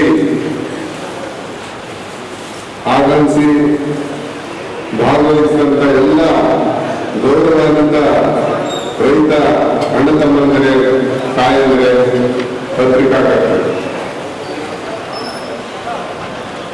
ರಾಯಚೂರು ಜಿಲ್ಲೆಯಲ್ಲಿ ರೈತ ಸಂಘವನ್ನ ಸ್ಥಾಪನೆ ಮಾಡಲಿಕ್ಕೆ ಸ್ವಾತಂತ್ರ್ಯ ಹೋರಾಟಗಾರರಾದಂತಹ ಡಿ ಪದ್ಮಣ್ಣ ನೆರವಿ ಮತ್ತು ಚಂದ್ರಸಪ್ಪ ಬೆಟ್ಟದೂರವರು ಬಹಳಷ್ಟು ಪ್ರಯತ್ನ ಪಟ್ಟು ಈ ಭಾಗದಲ್ಲಿ ರೈತ ಚಳವಳಿಯನ್ನ ಹುಟ್ಟುಹಾಕಿದರು. ಅನೇಕ ಹೋರಾಟಗಳನ್ನು ಮಾಡೋದ್ರ ಮೂಲಕ ಯುವಕರನ್ನು ಸಂಘಟಿಸಿ ರೈತ ಸಂಘವನ್ನ ಮುನ್ನಡೆಸಿದರು. ಇಂಥವರ ಒಂದು ನೆನಪನ್ನ ಇವತ್ತಿನ ಪೀಳಿಗೆಗೆ ಜ್ಞಾಪಿಸಿಕೊಳ್ಳುವ ಒಂದು ಉದ್ದೇಶದಿಂದ ಮತ್ತು ಅವರ ನೆನಪಿನ ಆಚರಣೆ ಮಾಡೋದ್ರ ಮೂಲಕ ಎರಡು ಪ್ರಮುಖ ವಿಚಾರಗಳನ್ನು ಇಲ್ಲಿ ನಾವು ಚರ್ಚೆ ಮಾಡ್ತಾ ಇದ್ದೇವೆ. ಒಂದು ನೀರಾವರಿ ಸಮಸ್ಯೆ, ಇನ್ನೊಂದು ಏನಂತಂದ್ರೆ ಇವತ್ತು ಐಕ್ಯ ಹೋರಾಟದ ಅನಿವಾರ್ಯತೆ. ಇದ್ರ ಬಗ್ಗೆ ಬಹಳ ಗಂಭೀರವಾದಂತಹ ಚಿಂತನೆ ನಡೀತಾ ಇದೆ. ಇವತ್ತು ಏನು ಕೇಂದ್ರ ಸರ್ಕಾರ ತಂದಂತ 3 ಕೃಷಿ ವಿರೋಧಿ ಕಾನೂನುಗಳನ್ನ ಹಿಮ್ಮೆಟ್ಟಿಸಬೇಕಾದ್ರೆ ಈ ದೇಶದಲ್ಲಿರ್ತಕ್ಕಂಥ ಎಲ್ಲ ರೈತ ಪರ ಸಂಘಟನೆಗಳು, ಕಾರ್ಮಿಕ ಪರ ಸಂಘಟನೆಗಳು, ಮಹಿಳಾ ಪರ ಸಂಘಟನೆಗಳು ಎಲ್ಲರೂ ಒಗ್ಗೂಡಿ ದೆಹಲಿಯಲ್ಲಿ 13 ತಿಂಗಳವರೆಗೂ ಹೋರಾಟ ಮಾಡಿ ಕೊನೆಗೆ ಈ ದೇಶದ ಪ್ರಧಾನಮಂತ್ರಿಗಳಾದಂತಹ ಮೋದಿಜಿಯವರು ಈ ದೇಶದ ರೈತರ ಕ್ಷಮೆ ಕೇಳಿ ಆ 3 ಕಾನೂನುಗಳನ್ನು ವಾಪಸ್ ಪಡೆದರು. ಅದಕ್ಕಾಗಿ ಇವತ್ತು ಏನಂತಂದ್ರೆ ಸಂಘಟನೆಗಳಲ್ಲಿ ವಿಘಟನೆಯಾಗಿದೆ. ಇವತ್ತು ಕರ್ನಾಟಕ ಕಂಡಂತ 2 ಪ್ರಮುಖ ಚಳವಳಿಗಳೇನಂತಂದ್ರೆ ಒಂದು ದಲಿತ ಚಳವಳಿ, ಇನ್ನೊಂದು ರೈತ ಚಳವಳಿ. ಇವೆರಡು ಏನಂತಂದ್ರೆ ಇವತ್ತು ನಾವು ನೋಡಿದಂಗೆ ನಿಮಗೆ ಹಲವಾರು ಸಂಘಟನೆಗಳು ಹುಟ್ಟಿಕೊಂಡು ಇವತ್ತು ನಡೆಸ್ತಾ ಇದೆ. ಈ ಒಂದು ಉದ್ದೇಶದಿಂದ ಐಕ್ಯತೆಯನ್ನ ನಮ್ಮ ಅಸ್ತಿತ್ವವನ್ನು ಉಳಿಸಿಕೊಂಡು ನಮ್ಮ ಸಂಘಟನೆಗಳ ಅಸ್ತಿತ್ವಗಳನ್ನು ಉಳಿಸಿಕೊಂಡು ಎಲ್ಲರೂ ಕೂಡಿ ಹೋರಾಟ ಮಾಡಬೇಕಾದಂತ ಅನಿವಾರ್ಯತೆ ಇದೆ. ಯಾಕಂದ್ರೆ ಇವತ್ತು ಯಾರು ಇವತ್ತು ನಮ್ಮ ಮೇಲೆ ಇವತ್ತು ಕೇಂದ್ರ ಸರ್ಕಾರ ಆಗಿರ್ಬೋದು, ರಾಜ್ಯ ಸರ್ಕಾರ ಆಗಿರ್ಬೋದು, ಎಲ್ಲ ಸರ್ಕಾರಗಳು ಇವತ್ತು ರೈತ ವಿರೋಧಿ ನೀತಿಗಳನ್ನ ಅನುಸರಿಸ್ತಾ ಇದೆ. ಇವತ್ತು ಬಹಳ ನೀವು ವಿಶ್ವಾಸವಿಟ್ಟು ಗೆಲ್ಲಿಸಿದಂತ ಕಾಂಗ್ರೆಸ್ ಸರ್ಕಾರ ಕೂಡ ಏನು ಭಿನ್ನವಾಗಿಲ್ಲ. ಇವತ್ತು ಬಿಜೆಪಿ ಸರ್ಕಾರ ತಂದಂತ ರೈತ ವಿರೋಧಿ ಕಾನೂನುಗಳನ್ನ ಇವತ್ತು ಜಾರಿಯಲ್ಲಿಟ್ಟಿದೆ ಕರ್ನಾಟಕ ಸರ್ಕಾರ. ಇವತ್ತು ಕೃಷಿ ಉತ್ಪನ್ನ ಮಾರುಕಟ್ಟೆ ಸಮಿತಿ ಕಾಯ್ದೆಯಿಂದ ತಿದ್ದುಪಡಿಯನ್ನ ಅದೊಂದು ಮಾತ್ರ ವಾಪಸ್ ಪಡೆದಿದೆ. ಆದ್ರೆ ಇನ್ನುಳಿದಂತ ಭೂ ಸುಧಾರಣೆ, ಬಹಳ ಮಹತ್ವವಾದಂತಹ ಭೂ ಸುಧಾರಣೆ ಕಾಯ್ದೆಯನ್ನು ವಾಪಸ್ ಪಡೆದಿಲ್ಲ. ಜಾನುವಾರು ಹತ್ಯೆ ನಿಷೇಧ ಕಾಯ್ದೆ ಕೂಡ ಇವತ್ತು ಕರ್ನಾಟಕ ಸರ್ಕಾರ ವಾಪಸ್ ಪಡೆದಿಲ್ಲ. ಜೊತೆಗೆ ಇವತ್ತು ಬಹಳಷ್ಟು ಭ್ರಷ್ಟಾಚಾರದಲ್ಲಿ ಮುಳುಗಿರುವುದು ನಾವೆಲ್ಲ ನೋಡ್ತೀವಿ. ಇವತ್ತು 2 ಸರ್ಕಾರಗಳನ್ನ ನಾವು ತಿರಸ್ಕರಿಸೋದ್ರ ಮೂಲಕ ಅಂದ್ರೆ ಇದು ನಮ್ಮ ಐಕ್ಯ ಹೋರಾಟದ ಮೂಲಕ ಇವ್ರನ್ನ ಹಿಮ್ಮೆಟ್ಟಿಸಬೇಕಾಗಿದೆ. ಆ ನಿಟ್ಟಿನಲ್ಲಿ 2 ವಿಚಾರಗಳು ಇಲ್ಲಿ ಚರ್ಚೆಗೆ ಒಳಪಟ್ಟು ನೀವು ನೋಡ್ತೀರಿ. ತುಂಗಭದ್ರಾ ಎಡದಂಡೆ ನಾಲೆ ಸಮಸ್ಯೆ ಎಷ್ಟಿದೆ, ನಾರಾಯಣಪುರ ಬಲದಂಡೆ ನಾಲೆ, ಎಡದಂಡೆ ನಾಲೆ ಎಲ್ಲದರಲ್ಲಿ ಇವತ್ತು ನೀರಾವರಿಯಲ್ಲಿ ಸಮಸ್ಯೆ ಇದೆ. ಯಾರು ಅದನ್ನ ಇವತ್ತು ಸಮಸ್ಯೆ ಬಗೆಹರಿಸಲು ತಯಾರಿಲ್ಲ. ಆ ನಿಟ್ಟಿನಲ್ಲಿ ಏನಂತಂದ್ರೆ ಈ ನೀರಾವರಿಯಿಂದ ರೈತರು ಬದುಕಾಸನ ಆಗ್ತದೆ. ನೀರಿದ್ರೆ ರೈತರ ಬದುಕು ಚೆನ್ನಾಗಿರ್ತದೆ. ನೀರು ಬೇಕು. ಇವತ್ತು 2 ಹೊಳೆಗಳು ಆ ಪಕ್ಕ ಈ ಪಕ್ಕ, ಎಡಕ್ಕೆ ಬಲಕ್ಕೆ 2 ಹೊಳೆಗಳಲ್ಲೂ ಕೂಡ ಇವತ್ತು ರಾಯಚೂರು, ಮಾನ್ವಿ, ಶಿರವಾಡ ತಾಲೂಕುಗಳಿಗೆ ನೀರಿಲ್ಲ. ಅದೇ ರೀತಿಯಾಗಿ ನಾರಾಯಣಪುರ ಬಲದಂಡೆ ನಾಲೆ 95ಕ್ಕೆ ನಿಂತಿತ್ತು. ಅದನ್ನೇನಂತಂದ್ರೆ 162 ಕಿಲೋಮೀಟರ್ ವರೆಗೆ ವಿಸ್ತರಣೆ ಮಾಡಬೇಕಾಗಿದೆ. ಹಲವಾರು ಸಮಸ್ಯೆಗಳಿವೆ. ಈ ಬಗ್ಗೆ ಮಾತನಾಡಲಿಕ್ಕೆ ನಾವು ಇಲ್ಲಿ ಕೆಲಸ ಮಾಡಿದಂತ ರಿಟೈರ್ಡ್ ಚೀಫ್ ಇಂಜಿನಿಯರ್ BP ಹುಂಜಿಯಾಳ ಅವರನ್ನ ಕಾಂಟ್ಯಾಕ್ಟ್ ಮಾಡಿದ್ವಿ. ಅವರು ಸಂಪರ್ಕ ಮಾಡಿದಂತ ಸಂದರ್ಭದಲ್ಲಿ ಅವರು ಸಂತೋಷದಿಂದ ಒಪ್ಪಿಕೊಂಡಿದ್ರು ನಾನು ಈ ಸಮಸ್ಯೆ ಬಗ್ಗೆ ಮಾತಾಡ್ತೀನಿ ಅಂತ. ಆದ್ರೆ ಅವರಿಗೆ ದಿಢೀರ್ ಆರೋಗ್ಯ ಸಮಸ್ಯೆ ಆಗಿರೋದ್ರಿಂದ ಅವರು ಬೆಂಗಳೂರು ಆಸ್ಪತ್ರೆಯಲ್ಲಿ ಅಡ್ಮಿಟ್ ಆಗಿದ್ದಾರೆ. ಆ ವಿಷಯವನ್ನ ಹನುಮನಗೌಡರು ಬೆಳವಣಿಗೆ ಅವರು ಮಾತಾಡ್ತಾರೆ. ಅವ್ರು ಬರೋ ದಿವಸದಾಗೆ ಬರ್ತಾರೆ, ಅವರು ಮಾತಾಡ್ತಾರೆ. ಈಗ ಇನ್ನೊಂದು ಐಕ್ಯ ಹೋರಾಟದ ಬಗ್ಗೆ ನಮ್ಮ ಕರ್ನಾಟಕ ರಾಜ್ಯ ರೈತ ಸಂಘದ ಅಧ್ಯಕ್ಷರಾದಂತ ಬಡಗಲ್ಪುರ ನಾಗೇಂದ್ರ ಅವರು ವಿಷಯ ಮಂಡನೆ ಮಾಡ್ತಾರೆ. ಇವೆರಡು ವಿಷಯಗಳನ್ನ ಇವು ಬಹಳ ಗಂಭೀರವಾದಂತ ವಿಷಯಗಳು. ಇನ್ನೂ ಅನೇಕ ಸಮಸ್ಯೆಗಳಿವೆ, ಆದ್ರೆ ಇಲ್ಲಿ ಚರ್ಚೆ ಮಾಡುವಷ್ಟು ಸಮಯ ಇದೆ. ಯಾಕಂತಂದ್ರೆ ಮುಂಗಾರು ಮಳೆ ಆಗಿದೆ, ರೈತರು ತಮ್ಮ ಕೃಷಿ ಚಟುವಟಿಕೆಯಲ್ಲಿ ಸಂಪೂರ್ಣ ಭಾಗಿಯಾಗಿದ್ದಾರೆ. ಇಂಥ ಸಂದರ್ಭದಲ್ಲಿ ಕೂಡ ಇಷ್ಟು ಪ್ರಮಾಣದಲ್ಲಿ ರೈತರು ಬಂದಿರುವುದಂದ್ರೆ ಬಹಳ ವಿಶೇಷ. ಆ ಕಾರಣಕ್ಕಾಗಿ ಇವೆರಡು ವಿಷಯಗಳನ್ನ ಗಮನವಿಟ್ಟು ತಾವು ಕೇಳಬೇಕು ಮತ್ತು ಸರ್ಕಾರದ ಮೇಲೆ ಒತ್ತಡ ತರಲಿಕ್ಕೆ ನಾವು ಏನೇನು ಮಾಡಬೇಕು, ಎಂತೆಂತ ಹೋರಾಟ ಮಾಡಬೇಕು ಅಂತ ಹೇಳಿ 3 ಗಂಟೆ ನಂತರ ನಾವು ಕಲ್ಯಾಣ ಕರ್ನಾಟಕ ವಿಭಾಗದ ಸಭೆಯನ್ನು ಕೂಡ ಕರೆದಿದ್ದೀವಿ. ಈ ಸಭೆ ಮುಗಿದ ನಂತರ ದಯವಿಟ್ಟು ಎಲ್ಲರಿಗೂ ಪ್ರಸಾದದ ವ್ಯವಸ್ಥೆ, ಊಟದ ವ್ಯವಸ್ಥೆ, ದಯವಿಟ್ಟು ನಿಧಾನವಾಗಿ ಹೋಗಿ ಊಟ ಮಾಡಿಕೊಂಡು ಹೋಗ್ಬೇಕಂತೇಳಿ ಈ ವಿಚಾರಗಳನ್ನ ತಾವು ಗಂಭೀರವಾಗಿ ಪರಿಗಣಿಸಿ ಮುಂದೆ ನಡೆಸತಕ್ಕಂಥ ಹೋರಾಟಗಳಲ್ಲಿ ಸಕ್ರಿಯವಾಗಿ ಭಾಗವಹಿಸಬೇಕಂತ ತಮ್ಮಲ್ಲಿ ಕೇಳ್ಕೊಂತ ನನ್ನ 2 ಮಾತುಗಳನ್ನು ಮುಗಿಸ್ಕೊಂಡು ವೇದಿಕೆ ಕಾರ್ಯಕ್ರಮದ ನಂತರ ತುಂಗಭದ್ರಾ ಎಡದಂಡೆ ನಾಲೆ ಮತ್ತು ನಾರಾಯಣಪುರ ಬಲ ಮತ್ತು ಎಡದಂಡೆ ನಾಲೆಯ ಸಮಸ್ಯೆಗಳು ಹಾಗೂ ಪರಿಹಾರ ಕುರಿತು ಕೃಷಿ ಬೆಲೆ ಆಯೋಗದ ಮಾಜಿ ಅಧ್ಯಕ್ಷ ಹನುಮಗೌಡ ಬೆಳಕುರಿಗಿ ವಿಷಯವನ್ನು ಮಂಡಿಸಿದರು. ಶ್ರೀಮಂತಿಕೆ,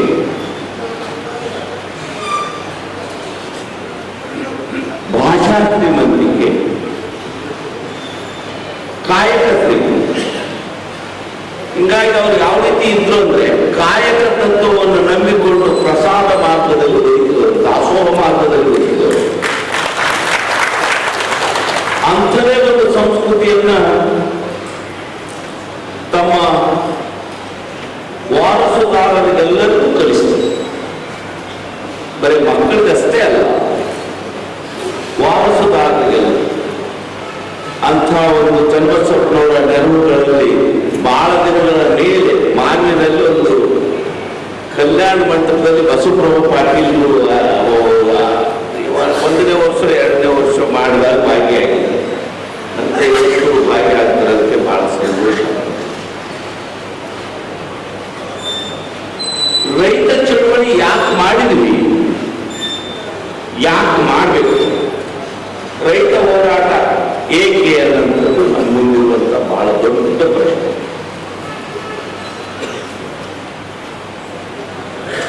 ಒಂದು ಸಾರಿ ಈ ದೇಶನ ಅವಲೋಕನ ಮಾಡ.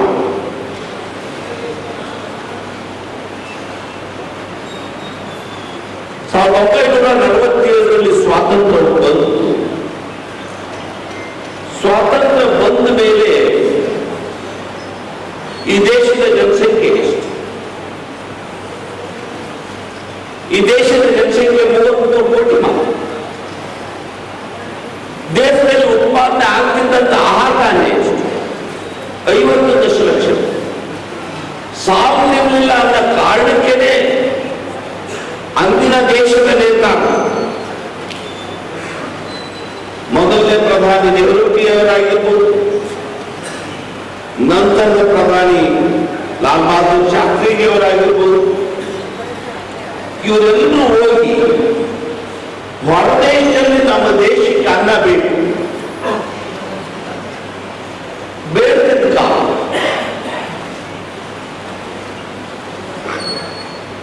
ಹಂಗಾಗಿ 1967-68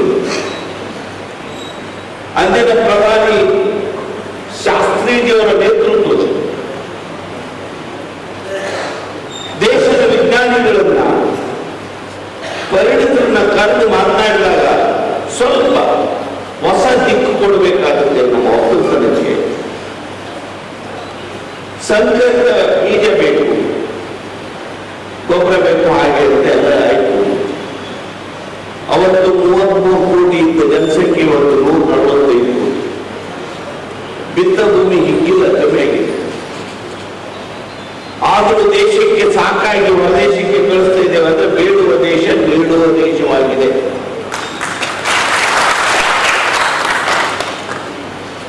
ಆದರೆ ಬೇಡುವ ದೇಶವನ್ನು ನೀಡುವ ದೇಶ ಮಾಡಿದಂತಹ ಶ್ರಮಿಕರು, ಕೃಷಿಕರು, ವಿಜ್ಞಾನಿಗಳು ಇವ್ರು ಮಾಡಿದ ಸಾಲ ಹರಿಲಿಲ್ಲಲ್ಲ.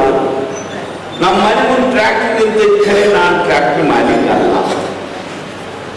ನಮ್ಮ ಮನೆ ಜೋಡೆತ್ತದೋ ಖರೆ ಆ ಜೋಡೆತ್ತಿನ ಮಾಲೀಕ ನಾನಲ್ಲ. ನನ್ನ ಮನೆ ಮುಂದೆ ಒಂದು 100 ಚೀಲ ಜೋಳ ಆಗಲಿ, ಶೇಂಗ ಆಗಲಿ, ಭತ್ತ ಆಗಲಿ ಖರೆ ಅದಕ್ಕೆ ಮಾಲೀಕ ನಾನು. ಇದರ ಅರ್ಥ ದುಡಿದವನು ಬಡವಾದ, ದುಡಿದೇ ಇರೋನು ಶ್ರೀಮಂತನಾದ. ಈ ಹಿನ್ನೆಲೆಯಲ್ಲಿ ರೈತ ಚಳುವಳಿ ಪ್ರಾರಂಭ ಆಗಿದೆ. ರೈತ ಚಳುವಳಿಯಿಂದ ಏನೆಲ್ಲ ಸಾಧನೆ ಮಾಡಿ ನಾವೆಲ್ಲ ಮಾತಾಡ್ತೀವಿ. ಈ ದೇಶದಲ್ಲಿ 4% ಬಡ್ಡಿ ಕೊಡೋದು, ಒಂದಾಯ್ತು 4% ಬಡ್ಡಿ ಕೊಡೋದು. ಈ ದೇಶದಲ್ಲಿ ಜಪ್ತಿ ನಿಲ್ಲಬೇಕು, ನಿಂತಾಯ್ತು.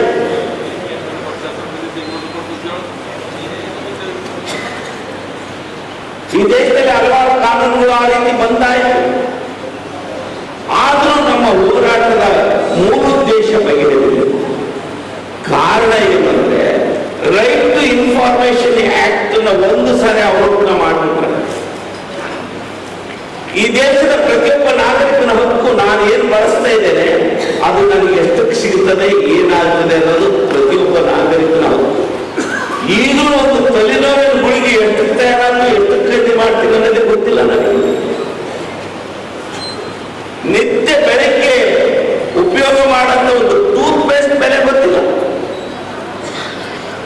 ಇನ್ನು ಸಿಮೆಂಟು, ಕೆಬ್ಬಣ, ಬಟ್ಟೆ, ಪೆನ್ನು,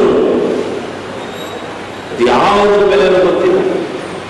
ಅಂದ್ರೆ ಈ ದೇಶಕ್ಕೆ ಬೇಕಾಗಿರುವಂಥದ್ದು ಕೃಷಿ ವೆಚ್ಚ ಮತ್ತು ಆದಾಯದ ಬೆಲೆ ಆಯೋಗ ಅಲ್ಲ,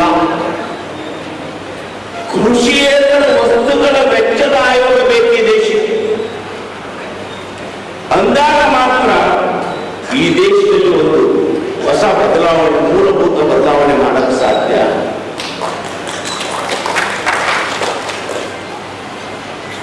ಯಾಕೆ ಹೇಳ್ತಿದ್ದೀನಿ ಈ ಮಾತನ್ನು?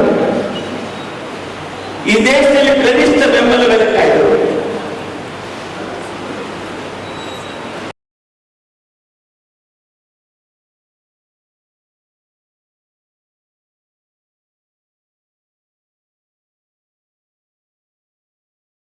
ಕಾರ್ಯಕ್ರಮದಲ್ಲಿ ಸಂಘದ ರಾಜ್ಯಾಧ್ಯಕ್ಷ ಬಡಗಲಪುರ ನಾಗೇಂದ್ರ, ಪ್ರಧಾನ ಕಾರ್ಯದರ್ಶಿ ಎನ್.ಡಿ. ವಸಂತಕುಮಾರ್, ಕಾರ್ಯಾಧ್ಯಕ್ಷ ಜೆ.ಎಂ. ವೀರಸಂಗಯ್ಯ, ರಾಜ್ಯ ಮಹಿಳಾ ಘಟಕದ ಅಧ್ಯಕ್ಷೆ ನಾಗರತ್ನಮ್ಮ ವಿ. ಪಾಟೀಲ್, ಜಿಲ್ಲಾ ಅಧ್ಯಕ್ಷ ಪ್ರಭಾಕರ್ ಪಾಟೀಲ್ ಇಂಗೋದಾಳ, ದೊಡ್ಡ ಬಸವಗೌಡ ಬಲ್ಲಟಗಿ, ಮಲ್ಲಿಕಾರ್ಜುನ ಸತ್ಯಂಪೇಟೆ, ಗೋಣಿ ಬಸಪ್ಪ, ಮಲ್ಲಣ್ಣ, ಮುದ್ದನಯ್ಯ ಸ್ವಾಮಿ, ಮಹಾಂತೇಶ್ ಮಡಿವಾಳ ಸೇರಿದಂತೆ ರೈತ ಸಂಘದ ಪದಾಧಿಕಾರಿಗಳು, ವಿವಿಧ ಜಿಲ್ಲೆಯ ಗ್ರಾಮಗಳಿಂದ ಆಗಮಿಸಿದ ರೈತರು, ರೈತ ಮಹಿಳೆಯರು ಉಪಸ್ಥಿತರಿದ್ದರು. ಈಗ ಜಾಹೀರಾತು. ಶ್ರೀ ರಾಘವೇಂದ್ರ ತುಪ್ಪ, ಶ್ರೀ ರಾಘವೇಂದ್ರ ಘೀ, ಶ್ರೀ ರಾಘವೇಂದ್ರ ತುಪ್ಪ, ಶ್ರೀ ರಾಘವೇಂದ್ರ ಘೀ. ನಿಮ್ಮ ಯಾವುದೇ ಶುಭ ಕಾರ್ಯಕ್ರಮಗಳು ನಿಮ್ಮ ನೆನಪಿನಲ್ಲಿ ಉಳಿಯಬೇಕೇ? ಪ್ರಪ್ರಥಮ ಬಾರಿಗೆ ರಾಯಚೂರು ನಗರದಲ್ಲಿ ಅತ್ಯಂತ ವೈಭವವಾಗಿ ಆಚರಿಸಲು ವಿಶಾಲವಾದ ಕನ್ವೆನ್ಷನ್ ಹಾಲ್, ಅದು ACK convention hall. We decorate, you celebrate. ಸಂಪೂರ್ಣ ಏರ್ ಕಂಡೀಷನರ್ ಹಾಲ್ ಇದಾಗಿದ್ದು 600ರಿಂದ 800 ಆಸನಗಳನ್ನು ಹೊಂದಿದ್ದು ಪ್ರತ್ಯೇಕವಾದ ಡೈನಿಂಗ್ ಹಾಲ್ ಹೊಂದಿದೆ. ನಮ್ಮಲ್ಲಿ naming ceremony, engagement, marriage, reception, college seminars, corporate events, product launching, brand promotion, get together parties, ಇನ್ನು ಹಲವು ರೀತಿಯ ಫಂಕ್ಷನ್ಸ್ ಇಲ್ಲಿ ಮಾಡಬಹುದು. ವಿಶಾಲವಾದ ಪಾರ್ಕಿಂಗ್ ವ್ಯವಸ್ಥೆ ಹೊಂದಿದ್ದು ರೈಲ್ವೆ ಸ್ಟೇಷನ್ ಮತ್ತು ಬಸ್ ಸ್ಟ್ಯಾಂಡ್ಗೆ ಹತ್ತಿರವಿದೆ.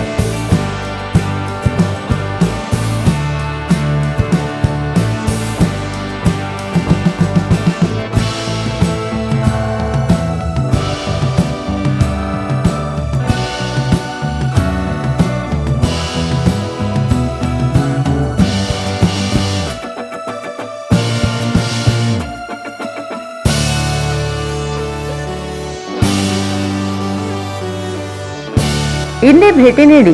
ಎಸಿಕೆ ಕನ್ವೆನ್ಷನ್ ಹಾಲ್, Shekhar Nagar, IB road, Raichur. Mobile 9483770202.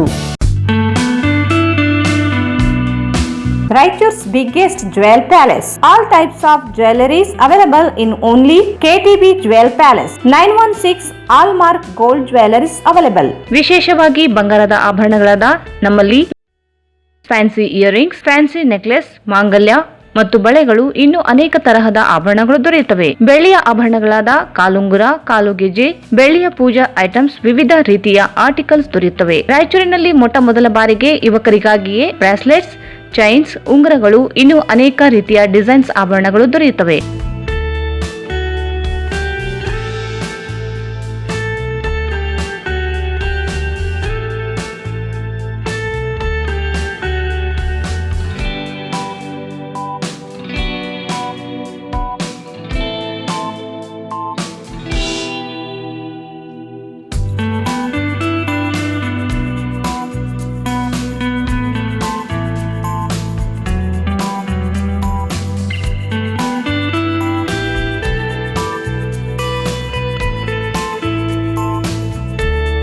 Visit KTB Jewel Palace, Udayanagar, Station Road, Raichur. Mobile 8123535300. Bharat furnitures ರಾಯಚೂರಿನಲ್ಲಿ ಮೊಟ್ಟ ಮೊದಲ ಬಾರಿಗೆ 3 ಮಳಿಗೆ ಒಳಗೊಂಡ ಬೃಹತ್ ಆಕಾರದ furniture showroom. We have a office house, old and all types of furnitures. Dealers in wooden cot, dining table, sofa set, dressing table, computer table, tea tables, office chairs, steel almirah, wardrobe, TV stands, glassware items, sleepwell products, Dandro cello chairs, Supreme sofa set, Doco set furnitures, Sri Steel furnitures.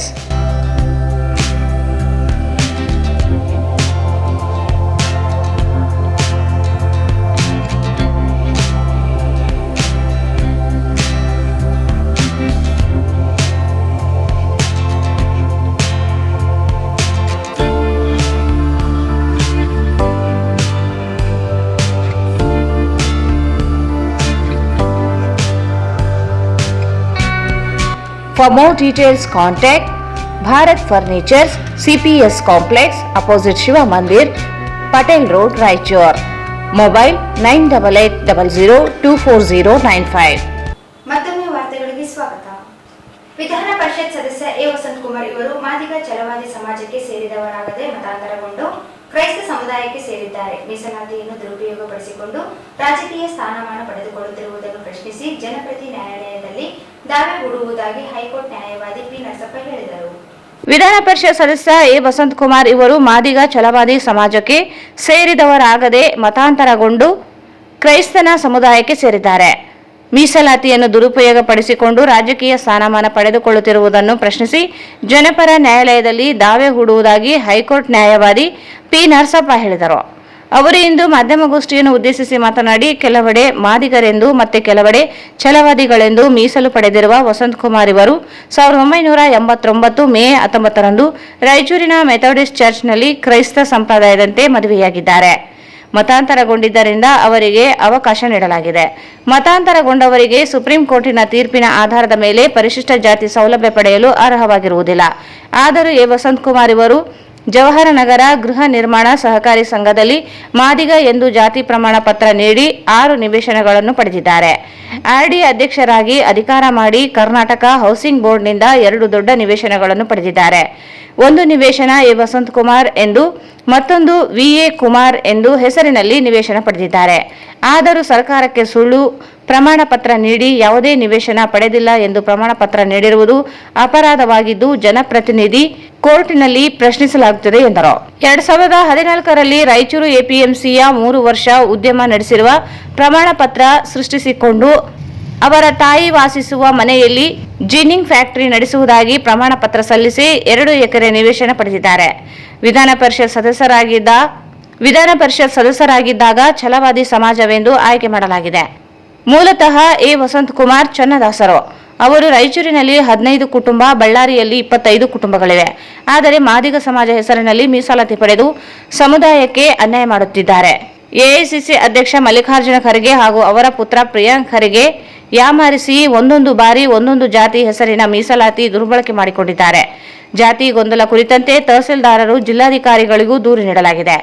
ಜಾರಿ ನಿರ್ದೇಶನಾಲಯದ ADGP Arun Chakravarthi ಇಂದ ಅವರು ದೂರನ್ನು ಪರಿಶೀಲಿಸಲು ವಿಳಂಬ ಮಾಡುತ್ತಿದ್ದಾರೆ. ವಸಂತ್ ಕುಮಾರ್ ತಾಯಿ ಹೆಸರು ಮೇರಿಬಾಯಿ, ಆದರೆ ಮೀರಾಬಾಯಿ ಎಂದು ಬದಲಿಸಲಾಗಿದೆ. ಈಗಾಗಲೇ ಪರಿಶಿಷ್ಟ ಜಾತಿ ಆಯೋಗಕ್ಕೆ ದೂರು ನೀಡಲಾಗಿದೆ. ಶೀಘ್ರದಲ್ಲಿ ಜನಪ್ರತಿನಿಧಿ ನ್ಯಾಯಾಲಯದಲ್ಲಿ ಪ್ರಶ್ನಿಸಿ ಮೀಸಲಾತಿ ಅನ್ಯಾಯ ಸರಿಪಡಿಸಿ ಸಮುದಾಯಕ್ಕೆ ನ್ಯಾಯ ಒದಗಿಸುವುದಾಗಿ ಮನವಿ ಮಾಡುವುದಾಗಿ ಹೇಳಿದರು. ಯಾವುದೇ ರಾಜಕೀಯ ದುರುದ್ದೇಶವಿಲ್ಲ, ಆದರೆ ಮಾದಿಗ ಛಲವಾದಿ ಎಂದು ಹೇಳಿ ಮೀಸಲಾತಿ ದುರ್ಬಳಕೆ ಮಾಡುವುದನ್ನು ತಡೆಯಲು ದೂರು ದಾಖಲಿಸಿರುವುದಾಗಿ ಹೇಳಿದರು. ಮಾದಿಗ ಸಮುದಾಯ ಕೆಲ ಯುವಕರನ್ನು ಹಿಂಬಾಲಕರನ್ನಾಗಿಸಿಕೊಂಡಿದ್ದಾರೆ. ಅವರ ಸಹೋದರರೇ ಪ್ರಮಾಣ ಪತ್ರ ನೀಡಿ ಕ್ರೈಸ್ತ ಧರ್ಮಕ್ಕೆ ಮತಾಂತರವಾಗಿ ದಾಖಲೆ ನೀಡಿದ್ದಾರೆ ಎಂದರು. ಯಾವ ನಿಜವಾದ ಜಾತಿ ಧರ್ಮ ಯಾವುದು ಎಂದು ದಾಖಲೆ ಮೂಲಕ ಬಹಿರಂಗಪಡಿಸಿದರೆ 51,000 ರೂಪಾಯಿ ಬಹುಮಾನ ನೀಡುವುದಾಗಿ ಘೋಷಿಸಿದರು. 2015 ಮತ್ತು 2016ರಲ್ಲಿ ತಹಸೀಲ್ದಾರ್ ಮತ್ತು DC ಅವರಿಗೆ ಅರ್ಜಿ ಕೊಟ್ಟಿದೆ. ಅವ್ರ ಮನೆಯಲ್ಲಿ ಒಂದು 20 ಮಂದಿ ಜನಸಂಖ್ಯೆ ಇದೆ. ಒಂದು ವೇಳೆ ಒಳ ಮೀಸಲಾತಿ ಬಂದರೆ ಮಾದಿಗರಿಗೆ, ಒಲೆಯರಿಗೆ, ಸಮುದಾಯರಿಗೆ ಅವರಿಗೆ ಏನು ಪರ್ಸೆಂಟೇಜು ಬೈಕಾಟಿಫಿಕೇಶನ್ ಆಗ್ತದೆ ಸೊಸೈಟಿಯಲ್ಲಿ, ಅದು ಒಂದು ವೇಳೆ ಅವರು ಮಾದಿಗ ಅಂತೇಳಿ ಫೇಕ್ ಸರ್ಟಿಫಿಕೇಟ್ ತಗೊಂಡು ಅವ್ರು ರಾಜಕೀಯ ಮಾಡ್ತಾ ಇದ್ದಾರೆ. ಅವ್ರಿಗೆ ಇವತ್ತಿನವರೆಗೆ ಮಾದಿಗ ಅಂತಕ್ಕಂಥದ್ದು ಸರ್ಟಿಫಿಕೇಟ್ ಏನಿದೆ ಅವರು ರಾಜಕೀಯ ಇದು ಮಾಡ್ತಾ ಇದ್ದಾರೆ. ಹೋದ ವರ್ಷ 2024 3/6/2024ರಲ್ಲಿ ಚುನಾವಣೆಯಲ್ಲಿ ಬಂದಿದೆ. ಅವರು ಬಲಗೈ ಸಮಾಜದವರು ಅಂತೇಳಿ, ಬಲಗೈ ಮೀನ್ಸು ಒಲೆಯ ಸಮಾಜ ಅಂತ. ಒಲೆಯ ಸಮಾಜದಲ್ಲಿ ಕೂಡ ಒಳ ಪಂಗಡ ಚಿನ್ನದಾಸರು ಅಂತ ಅವರು ಮೇನ್ ಅವ್ರ ಜಾತಿ ಒಂದು ಚಿನ್ನದಾಸರು. ಅವರು ಆಂಧ್ರದವರು. ಆ ಜನಸಂಖ್ಯೆ ನಮ್ಮ ರಾಯಚೂರಲ್ಲಿ 180 ಮಂದಿ ಇದೆ, ಬಳ್ಳಾರಿಯಲ್ಲಿ 220 ಮಂದಿ ಇದೆ. ಟೋಟಲಿ ನಮ್ಮ ಕರ್ನಾಟಕ ರಾಜ್ಯದಲ್ಲಿ ಬಳ್ಳಾರಿ ಮತ್ತು ರಾಯಚೂರಲ್ಲಿ ಕೇವಲ 150-200 ಮಂದಿ ಇದ್ದಾರೆ. ಅದು ನಾವು ಕ್ಯಾಲ್ಕುಲೇಷನ್ ಮಾಡಿಕೊಂಡ್ರೆ 0.0005 ಬರ್ತದೆ ಸರ್. ಅಂಥ ಸಮಾಜಕ್ಕೆ ಕಂಪ್ಲೀಟ್ MLC ಪದವಿಯಾಗಲಿ ಮಿನಿಸ್ಟ್ರಿಶಿಪ್ ಪದವಿಯಾಗಲಿ ಕೊಡೋದ್ರಿಂದ ಬಾಕಿ ಸಮಾಜಗಳು ಒಲೆಯರಾಗಲಿ ಮಾಡೋದಾಗಲಿ ಇತರೆ ಒಳಪಂಗಡಗಳಾಗಲಿ ಅವ್ರಿಗೆ ಅನ್ಯಾಯ ಆಗ್ತದೆ. ಯಾಕಂದರೆ ಆರ್ಥಿಕವಾಗಿ ಈಗಾಗಲೇ ಅವರು ಫೇಕ್ ಸರ್ಟಿಫಿಕೇಟಿಂದ ತುಂಬ ದುಡಿದುಕೊಂಡಿದ್ದಾರೆ. ಅವ್ರ ಮಕ್ಕಳು ಅವರಿಗೆ ಏಕಾಗ್ರತೆ ಜಾಸ್ತಿ. ಮಾದಿಗರಿಗಿಂತ ಒಲೆಯ ಸಮಾಜಕ್ಕಾಗಲಿ ಅಥವಾ ಈ ದಾಸರ ಸಮಾಜಕ್ಕಾಗಲಿ ಅವ್ರು ತಿಂತಕ್ಕಂಥ ಆಹಾರ, ನಾವು ಬೀಫ್ ತಿನ್ನೋ ಮಂದಿ, ಅವರು ಬೀಫ್ ತಿನ್ನೋದಿಲ್ಲ. ಅವರು ಇದು ಗಂಡು ಮಕ್ಕಳು ದೇವರು ಪೂಜೆ ಮಾಡ್ತಾರೆ. ನಾವು ಮಾಯಮ್ಮ, ಪಾಲಮ್ಮ, ದುರ್ಗಮ್ಮ, ಉಳ್ಳಮ್ಮ, ಸವಡಮ್ಮ, ಜಮಲಮ್ಮ, ಎಲ್ಲಮ್ಮ ಇಂಥ ಸಮಾಜಗಳನ್ನು ನಾವು ಪೂಜೆ ಮಾಡ್ತಕ್ಕಂಥ ಸಮಾಜ. ಆದರೆ ನಮ್ಮ ಸಮಾಜದ ಕೆಲವು ಹುಡುಗರು ಅವ್ರ ಜೊತೆ ವಸಂತ್ ಕುಮಾರ್ ಅವರ ಜೊತೆ ಇದ್ದು ಕೆಲವರು ಎದುರಿಸಿ, ದೊಡ್ಡವರು ಸಣ್ಣವರು ಏನೂ ಇಲ್ಲಾಂದರೆ ತುಂಬ ಎದುರಿಸಿ ರಾಜಕೀಯ ಒಂದು ಗೂಂಡಾಯಿಸಂ ರಾಜಕೀಯ ಥರ ಮಾಡ್ತಾ ಇದ್ದಾರೆ. ಹಾಗಾಗಿ ನಾನು ಅಕ್ಟೋಬರ್ 2004ರಲ್ಲಿ ಜಿಲ್ಲಾಧಿಕಾರಿಗಳು ಜಾಗತಿಕ ಸೀನಾ ಸಭೆ ಅಧ್ಯಕ್ಷರಿದ್ದರಿಂದ ಅವರಿಗೆ ನಾನು ಏನೇನು ಇನ್ಫಾರ್ಮೇಷನ್ ಕಲೆಕ್ಟ್ ಮಾಡಿ ನಾನು ಜಿಲ್ಲಾಧಿಕಾರಿಗಳಿಗೆ ಕಂಪ್ಲೇಂಟ್ ಕೊಟ್ಟಾಗ ಅವರು ಸಮಾಜ ಕಲ್ಯಾಣ ಇಲಾಖೆಯವರಿಗೆ ರೆಫರ್ ಮಾಡಿದರು. ಅದು CISL SP ಅವರಿಗೆ ರೆಫರ್ ಮಾಡಿದರು. ಅದ ನಂತರ ADG additional director general of police Bengaluru ಇವರಿಗೆ ರೆಫರ್ ಮಾಡಿದಾಗ ನನ್ನ ಮಿಸ್ಫಾರ್ಚೂನ್ ಅಂದರೆ ನನ್ನ ದುರದೃಷ್ಟ, ADGP ಇಲ್ಲಿ ಅರುಣ್ ಕುಮಾರ್ ಚಕ್ರವರ್ತಿ ಅಂತೇಳಿ SP ಇದ್ರು. ಭಾಳ ಜನರಿಗೆ ಅದು ಗೊತ್ತಿರಲಿಕ್ಕೆ ಈಗ ನ್ಯೂ ಜನರೇಷನು. ಅವರಲ್ಲಿ ನಾನು ಆವಾಗಲೇ ಕಂಪ್ಲೇಂಟ್ ಮಾಡಿದ್ದೆ. ಅವ್ರಿಗೆ ನನಗೆ ತುಂಬ ಟ್ರಿಸಲ್ ಆಗಿತ್ತು ಇನ್ ದ ಇಯರ್ 92-93 ಆ ಸಂದರ್ಭದಲ್ಲಿ. ಸೊ ಈಗ ಅವರೇ ಇದ್ದಾರೆ, ಅದನ್ನು ಪರ್ಮಿಷನ್ ಎನ್ಕ್ವೈರಿಗೆ ಇದು ಕೊಡಬೇಕು, ಏನೋ ಪರ್ಮಿಷನ್ ಕೊಡಬೇಕು. ಸೊ 5-6 ತಿಂಗಳಿಂದ ಅವರಲ್ಲಿ ಈ ಫೈಲ್ ಪೆಂಡಿಂಗ್ ಇದೆ. ಆದ್ದರಿಂದ ನಾನು ಮತ್ತೆ SC/ST ಕಮಿಷನ್ಗೆ ನನ್ನ ಕಂಪ್ಲೇಂಟ್ ಮಾಡಿದೆ 6/6/2025 ಈಗ 20ನೇ ತಾರೀಕಿಗೆ ಅವರು ಎನ್ಕ್ವೈರಿ ಕರೆದಿದ್ದಾರೆ. ಯಾವ ಕಾರಣಕ್ಕೂ ಒಂದು ವೇಳೆ ನಾನು ಹೇಳ್ತಕ್ಕಂಥ ಈ ಸ್ಟೇಟ್ಮೆಂಟ್ನಲ್ಲಿ ಒಂದು ಲೈನ್ ಆಫ್ ಥಾಟ್ ತಪ್ಪಿದ್ರೆ ನನಗೆ ನೀವೆಲ್ಲರೂ ನಮ್ಮ ಸಮಾಜದಲ್ಲಿ ನನಗೆ ಯಾವುದೇ ಶಿಕ್ಷೆ ನಮ್ಮ ಸಮಾಜದಲ್ಲಿ ಎಲ್ಲರೂ ಮುಖ ತೋರಿಸಲಾರ್ದಂಗೆ ಬರ್ತೀನಿ ಅಂದರೆ ಊಟಕ್ಕೆ ಹೋಗ್ತೀನಿ. ಈ ಪ್ರತಿಯೊಂದು ಶಬ್ದ ಹೇಳ್ತಕ್ಕಂಥದ್ದು ಸತ್ಯ.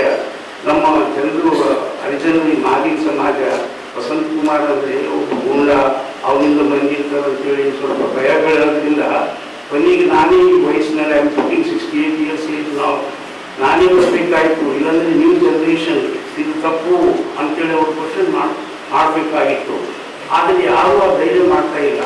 ಹೀಗಾಗಿ ನಾನು ಇದರಲ್ಲಿ ಏನು ಬರೆದಿದ್ದೀನಂದರೆ ಇದನ್ನು ಜಿಸ್ಟ್ ಅಂತೂ ಇದೆ, ಅವ್ರ ಮೇಲೆ ನಾನು ಕಂಪ್ಲೇಂಟ್ ಮಾಡಿದ್ದೀನಿ. ಈಗ ಪೇಪರ್ನಲ್ಲಿ ಬಲಗೈ ಅಂತ ಬರ್ತಿದೆ, ವಿಜಯ ಕರ್ನಾಟಕ ಪ್ರಜಾವಾಣಿ 3/6/2024 ಬಲಗೈ ಸಮಾಜದಿಂದ ಅವರಿಗೆ MLC ಪದವಿಯನ್ನು ಕೊಟ್ಟಿದ್ದಾರೆ ಅಂತ ಬಂತು. ಈಗ ಇದು ಟಿವಿನಲ್ಲಿ ಏನು ಬಂತು, ಹೊರಕಟ್ಟದ ಸಂಭಾವನೀಯ ಸಚಿವರ ಯಾರಿಯಲ್ಲಿ ವಸಂತ್ ಕುಮಾರ್ ಅವರು ಬಲಗೈ ಸಮಾಜದಿಂದಲೇ ಅವರಿಗೆ ಪ್ರಾತಿನಿಧ್ಯ ಸಂಭಾವನೀಯ ಸಚಿವರು ಸ್ಥಾನ ಕೊಡಬೇಕು ಅಂತಕ್ಕಂಥದ್ದು. ಈಗ ಖರ್ಗೆ ಸಾಹೇಬರಿಗೆ ಮತ್ತು ಪ್ರಿಯಾಂಕಾ ಖರ್ಗೆ ಅವರಿಗೆ ಅವರು ರಾಜಕೀಯದ ಒಂದು ಸ್ಟಂಟ್ ಹೇಳ್ತೀನಿ. ಖರ್ಗೆ ಸಾಹೇಬರಿಗೆ ಪ್ರಿಯಾಂಕಾ ಖರ್ಗೆ ಅವರು ಯಾರಾದ್ರೂ ಬೆಂಗಳೂರಲ್ಲಿ ಯಾವುದೋ ವಿರೋಧ ಸ್ಟೇಟ್ಮೆಂಟ್ ಕೊಟ್ಟರೆ ಅವರು 3-4 ಜನ ಕೂಡಿಸ್ಕೊಂಡು ಈ ಪ್ರೆಸ್ ಮೀಟ್ ಮಾಡೋದ್ರಿಂದ ಅವರು ಇವ್ರನ್ನ ಗ್ರಿಪ್ನ ತಗೊಂಡು ಈ ಲೆಫ್ಟ್ ಕೋಟದಲ್ಲಿ ಮಾಡಿದ್ದಾರೆ. ಓನ್ಲಿ ಒಂದೇ ಸರ್ಟಿಫಿಕೇಟ್ ವಲಯ ಸಮಾಜ ಅಂತೇಳಿ ವಸಂತ್ ಕುಮಾರ್ ಅವರು ಅಲ್ಲಿ ಟೈಪಿಸ್ಟ್ ಅಂದ್ರೆ 400 ರೂಪಾಯಿ ಕೊಟ್ಟರೆ ಇದು ಕೊಡ್ತಾರೆ ಯಾವ್ದೊಂದು ಸರ್ಟಿಫಿಕೇಟ್. ಆ ತಗೊಂಡು ಜಗದೀಶ್ ಅವರಿಗೆ ರೈಟ್ ಸಮಾಜ ಅಂತೇಳಿ ತೋರಿಸಿಕೊಟ್ಟಿದ್ದಾನೆ. ಈಸ್ ಆಲ್ಸೋ ಕ್ರಿಶ್ಚಿಯನ್ ವುಮೆನ್, ಅವ್ರ ಹೆಸರು ಆರ್ ಮೇರಿ. ನಾನು ಈ ಥರ ಅಬ್ಜೆಕ್ಷನ್ ಮಾಡೋದ್ರಿಂದ ಅವ್ರ ಮನೆಗೆ ಮೀರಾಬಾಯಿ ಸದನ ಅಂತ ಇಟ್ಟಿದ್ದಾರೆ. ಅವ್ರ ಮನೆಗೆ 2-3 ಕೃಷ್ಣನ ಫೋಟೋ ಇಟ್ಟಿದ್ದಾರೆ. ಆದರೆ ಈ ವಸಂತ್ ಕುಮಾರ್ ಅವರು ಏನು ತೋರಿಸ್ತಾರೆ ಅಂತಂದರೆ, ನಾನು ರೀಕನ್ವರ್ಟ್ ಆಗಿದ್ದೀನಿ, ನಾನು ಕ್ರಿಶ್ಚಿಯನ್ ಧರ್ಮ ಸೇರಿದ ರೀಕನ್ವರ್ಟ್ ಆಗಿ ಹಿಂದೂ ಧರ್ಮಕ್ಕೆ ಅಂತಾರೆ. ಸುಪ್ರೀಂ ಕೋರ್ಟ್ ರೂಲಿಂಗ್ ಪ್ರಕಾರ ಒಬ್ಬ ಮನುಷ್ಯ ಒಂದು ಧರ್ಮಕ್ಕೆ ಮತಾಂತರಗೊಂಡ ಮೇಲೆ ಮತ್ತೆ ಆ ಮತ ಅದೇ ಸ್ವಂತ ತನ್ನ ಧರ್ಮಕ್ಕೆ ಹಿಂತಿರುಗಿ ಇದ್ದೇ ಆದರೆ ಅವರಿಗೆ SC ST ಯಾವುದೇ ಒಂದು ಫೆಸಿಲಿಟಿ ಏನಲ್ಲ ಅದು ಎಕ್ಸ್ಟೆಂಡ್ ಮಾಡ್ತಕ್ಕಂಥದ್ದಿಲ್ಲ. ಈ ಬಾರ್ನ್ ಕ್ರಿಶ್ಚಿಯನ್ ಇದನ್ನು ದಯಮಾಡಿ ಗಟ್ಟಿಗೆ ಇದು ಬರ್ಕೊಳ್ಳಿ. ಇದಕ್ಕೆ ಎಲ್ಲ ಡಾಕ್ಯುಮೆಂಟ್ ಎಲ್ಲ ತಂದು ನಾನು SC ST ಇದರಲ್ಲಿ ಹಾಕಿದ್ದೀನಿ. Is A Born Christian. ಆಮೇಲೆ 1989 ಅವರು ಕ್ರಿಶ್ಚಿಯನ್ ಮತ್ತೆ ರೀಕನ್ವರ್ಟ್ ಆಗಿ central Methodist church of India ಇಲ್ಲಿ ರೈಲ್ವೆ ಸ್ಟೇಷನ್ ಬಗಲಲ್ಲಿ ಚರ್ಚ್ ಇದೆಯಲ್ಲ, ಅಲ್ಲಿ ರೀಕನ್ವರ್ಟ್ ಆಗಿ ಮತ್ತೆ ಇನ್ನೊಂದು ಮದುವೆ ಮಾಡ್ಕೊಂಡಿದ್ದಾರೆ ಒಬ್ಬ ಕ್ರಿಶ್ಚಿಯನ್ ಹೆಣ್ಮಗಳನ್ನ. ಇದರಿಂದ SC ಯಾವುದೇ ಆದರೂ ಲೆಫ್ಟ್ ಇರಲಿ ರೈಟ್ ಇರಲಿ SC ಬೆನಿಫಿಟ್ಸು ಅವರಿಗೆ ಅನ್ವಯಿಸೋದಿಲ್ಲ. ಇದನ್ನ ದಯಮಾಡಿ ಸರ್ಕಾರದ ಹಿರಿಯರಿಗೆ ಸಿದ್ದರಾಮಯ್ಯ ಅವರಿಗಾಗಲಿ DK ಶಿವಕುಮಾರ್ ಅವರಿಗಾಗಲಿ ರಾಜಕೀಯ ನನ್ನ ಶಕ್ತಿ ಅನುಸಾರ ನಾನು ಮಾಡಲಿಕ್ಕಿಲ್ಲ. ಅದಕ್ಕಾಗಿ ತಾವೆಲ್ಲರೂ ದಯಮಾಡಿ ಅವರಿಗೆ ಈ ಮೆಸೇಜನ್ನು ಮುಟ್ಟಿಸಬೇಕಂತೇಳಿ ಇದು ಮಾಡ್ತಿದ್ದೀರಿ. ನಮ್ಮ ಮಾದಿ ಈ ಸಂದರ್ಭದಲ್ಲಿ ಸುಹಾಸ್, ನೀಲಕಂಠ, ವಿಜಯಕುಮಾರ್ ಇದ್ದರು. ಸರ್ಕಾರಿ ಪ್ರಥಮ ದರ್ಜೆ ಕಾಲೇಜಿನಿಂದ ಜೂನ್ 14ರಂದು ಕಾಲೇಜಿನ ಸಭಾಂಗಣದಲ್ಲಿ ರಾಷ್ಟ್ರಮಟ್ಟದ ವಿಚಾರಣಾ ಸಂಕಿರಣವನ್ನು ಬೆಳಗ್ಗೆ 9 ಗಂಟೆಗೆ ಆಯೋಜಿಸಲಾಗಿದೆ ಎಂದು ಕಾಲೇಜಿನ ಪ್ರಿನ್ಸಿಪಾಲ್ ಡಾಕ್ಟರ್ ವೆಂಕಣ್ಣ ಹೇಳಿದರು. ಸರ್ಕಾರಿ ಪ್ರಥಮ ದರ್ಜೆ ಕಾಲೇಜಿನಿಂದ ಜೂನ್ 14ರಂದು ಕಾಲೇಜಿನ ಸಭಾಂಗಣದಲ್ಲಿ ರಾಷ್ಟ್ರಮಟ್ಟದ ವಿಚಾರ ಸಂಕಿರಣವನ್ನು ಬೆಳಗ್ಗೆ 9 ಗಂಟೆಗೆ ಆಯೋಜಿಸಲಾಗಿದೆ ಎಂದು ಕಾಲೇಜಿನ ಪ್ರಾಂಶುಪಾಲ ಡಾಕ್ಟರ್ ವೆಂಕಣ್ಣ ಹೇಳಿದರು. ಅವರು ಇಂದು ಮಾಧ್ಯಮಗೋಷ್ಠಿಯನ್ನು ಉದ್ದೇಶಿಸಿ ಮಾತನಾಡಿ, ರೂಪಾಯಿ ಸಮಸ್ಯೆ, ಮೂಲ ಮತ್ತು ಪರಿಹಾರ ವಿಷಯವಾಗಿ ನಡೆಯಲಿರುವ ವಿಚಾರ ಸಂಕಿರಣವನ್ನು ಸಂಸದ ಜಿ. ಕುಮಾರ್ ನಾಯಕ್ ಉದ್ಘಾಟಿಸಲಿದ್ದಾರೆ. ಮುಖ್ಯ ಅತಿಥಿಗಳಾಗಿ ಉಸ್ತುವಾರಿ ಹಾಗೂ ವೈದ್ಯಕೀಯ ಶಿಕ್ಷಣ ಸಚಿವ ಡಾಕ್ಟರ್ ಶರಣಪ್ರಕಾಶ್ ಪಾಟೀಲ್, ಸಣ್ಣ ನೀರಾವರಿ ಸಚಿವ NS ಬೋಸರಾಜ್ ಆಗಮಿಸಲಿದ್ದಾರೆ ಎಂದರು. ನಾಳೆ ನಮ್ಮ ಕಾಲೇಜಿನಲ್ಲಿ ರಾಷ್ಟ್ರೀಯ ಸಂಕಿರಣವನ್ನು ಹಮ್ಮಿಕೊಂಡಿದ್ದೇವೆ. ಯಾಕೆಂತಂದರೆ ನಮ್ಮ ಕಾಲೇಜಿನಲ್ಲಿ 5 ವರ್ಷಕ್ಕೊಂದ್ಸಲ ನಾವು ನ್ಯಾಕ್ ಅಪ್ಲಿಕೇಶನ್ ಮಾಡಲಿಕ್ಕೆ ಹೋಗ್ತಾ ಇದ್ದೀವಿ. ಅದರಲ್ಲಿ ನಮ್ಮ ಕಾಲೇಜಿನಲ್ಲಿ ಮೊನ್ನೆ ನ್ಯಾಕ್ P+ ಬಂದಿರ್ತಕ್ಕಂಥ ಪ್ರಯುಕ್ತವಾಗಿ ನಮ್ಮ ಕಾಲೇಜಿನಲ್ಲಿ ಒಂದು ಕಾರ್ಯಕ್ರಮ ಮಾಡಬೇಕು ಅಂತಕ್ಕಂಥ ಒಂದು ವಿಚಾರವನ್ನು ಡಿಸ್ಕಸ್ ಮಾಡಿ ನಮ್ಮ ಕಾಲೇಜಿನಲ್ಲಿ ವಿಶೇಷವಾಗಿರ್ತಕ್ಕಂಥ ಒಂದು ಕಾರ್ಯಕ್ರಮ ಮಾಡಬೇಕು ಎಲ್ಲ ಉಪನ್ಯಾಸಕರ ಸಮಕ್ಷಮದಲ್ಲಿ ಮಾಡಿಕೊಂಡಿರ್ತಕ್ಕಂಥದ್ದು. ಅದು ಅಂಬೇಡ್ಕರ್ರು ಸಂಬಂಧಪಟ್ಟಿರ್ತಕ್ಕಂಥ ವಿಷಯ ಏನಂತಂದರೆ national level seminar on problem of rupee, it is the origin and it is solution by doctor B.R. Ambedkar and regional imbalance ಬಗ್ಗೆ ಮತ್ತು ಅದರ ಜೊತೆಗೆ ಕಾಸಸ್ ಮತ್ತು solutions with special reference to article 371J. ಇದರ ಪ್ರಾಯುಕ್ತವಾಗಿ ನಾವು ನಾಳೆ ಕಾರ್ಯಕ್ರಮವನ್ನು ಹಮ್ಮಿಕೊಂಡಿದ್ದೇವೆ. ಸೊ ಈ ಕಾರ್ಯಕ್ರಮ ಯಶಸ್ವಿ ಆಗಲಿಕ್ಕೆ ನೀವೆಲ್ಲರೂ ಕೋಪರೇಷನ್ ಕೊಡಬೇಕು, ಇದ್ರ ಬಗ್ಗೆ ಜಾಸ್ತಿ ಪ್ರಚಾರವನ್ನು ಮಾಡಬೇಕು ಅಂತ ನಾನು ಈ ವೇದಿಕೆ ಮುಖಾಂತರ ನಮ್ಮಲ್ಲಿ ಮನವಿಯನ್ನು ಮಾಡಿಕೊಳ್ತಾ ಇದ್ದೇನೆ. ಸೊ ಹೀಗಾಗಿ ನಮ್ಮ ಹೆಚ್ಚಿನ ಮಾಹಿತಿಯನ್ನು ನಮ್ಮ ಪ್ರಾಣೇಶ್ ಕುಲಕರ್ಣಿ ಅವರ ಬಗ್ಗೆ ಇನ್ಫಾರ್ಮೇಷನ್ ಕೊಡ್ತಾರೆ.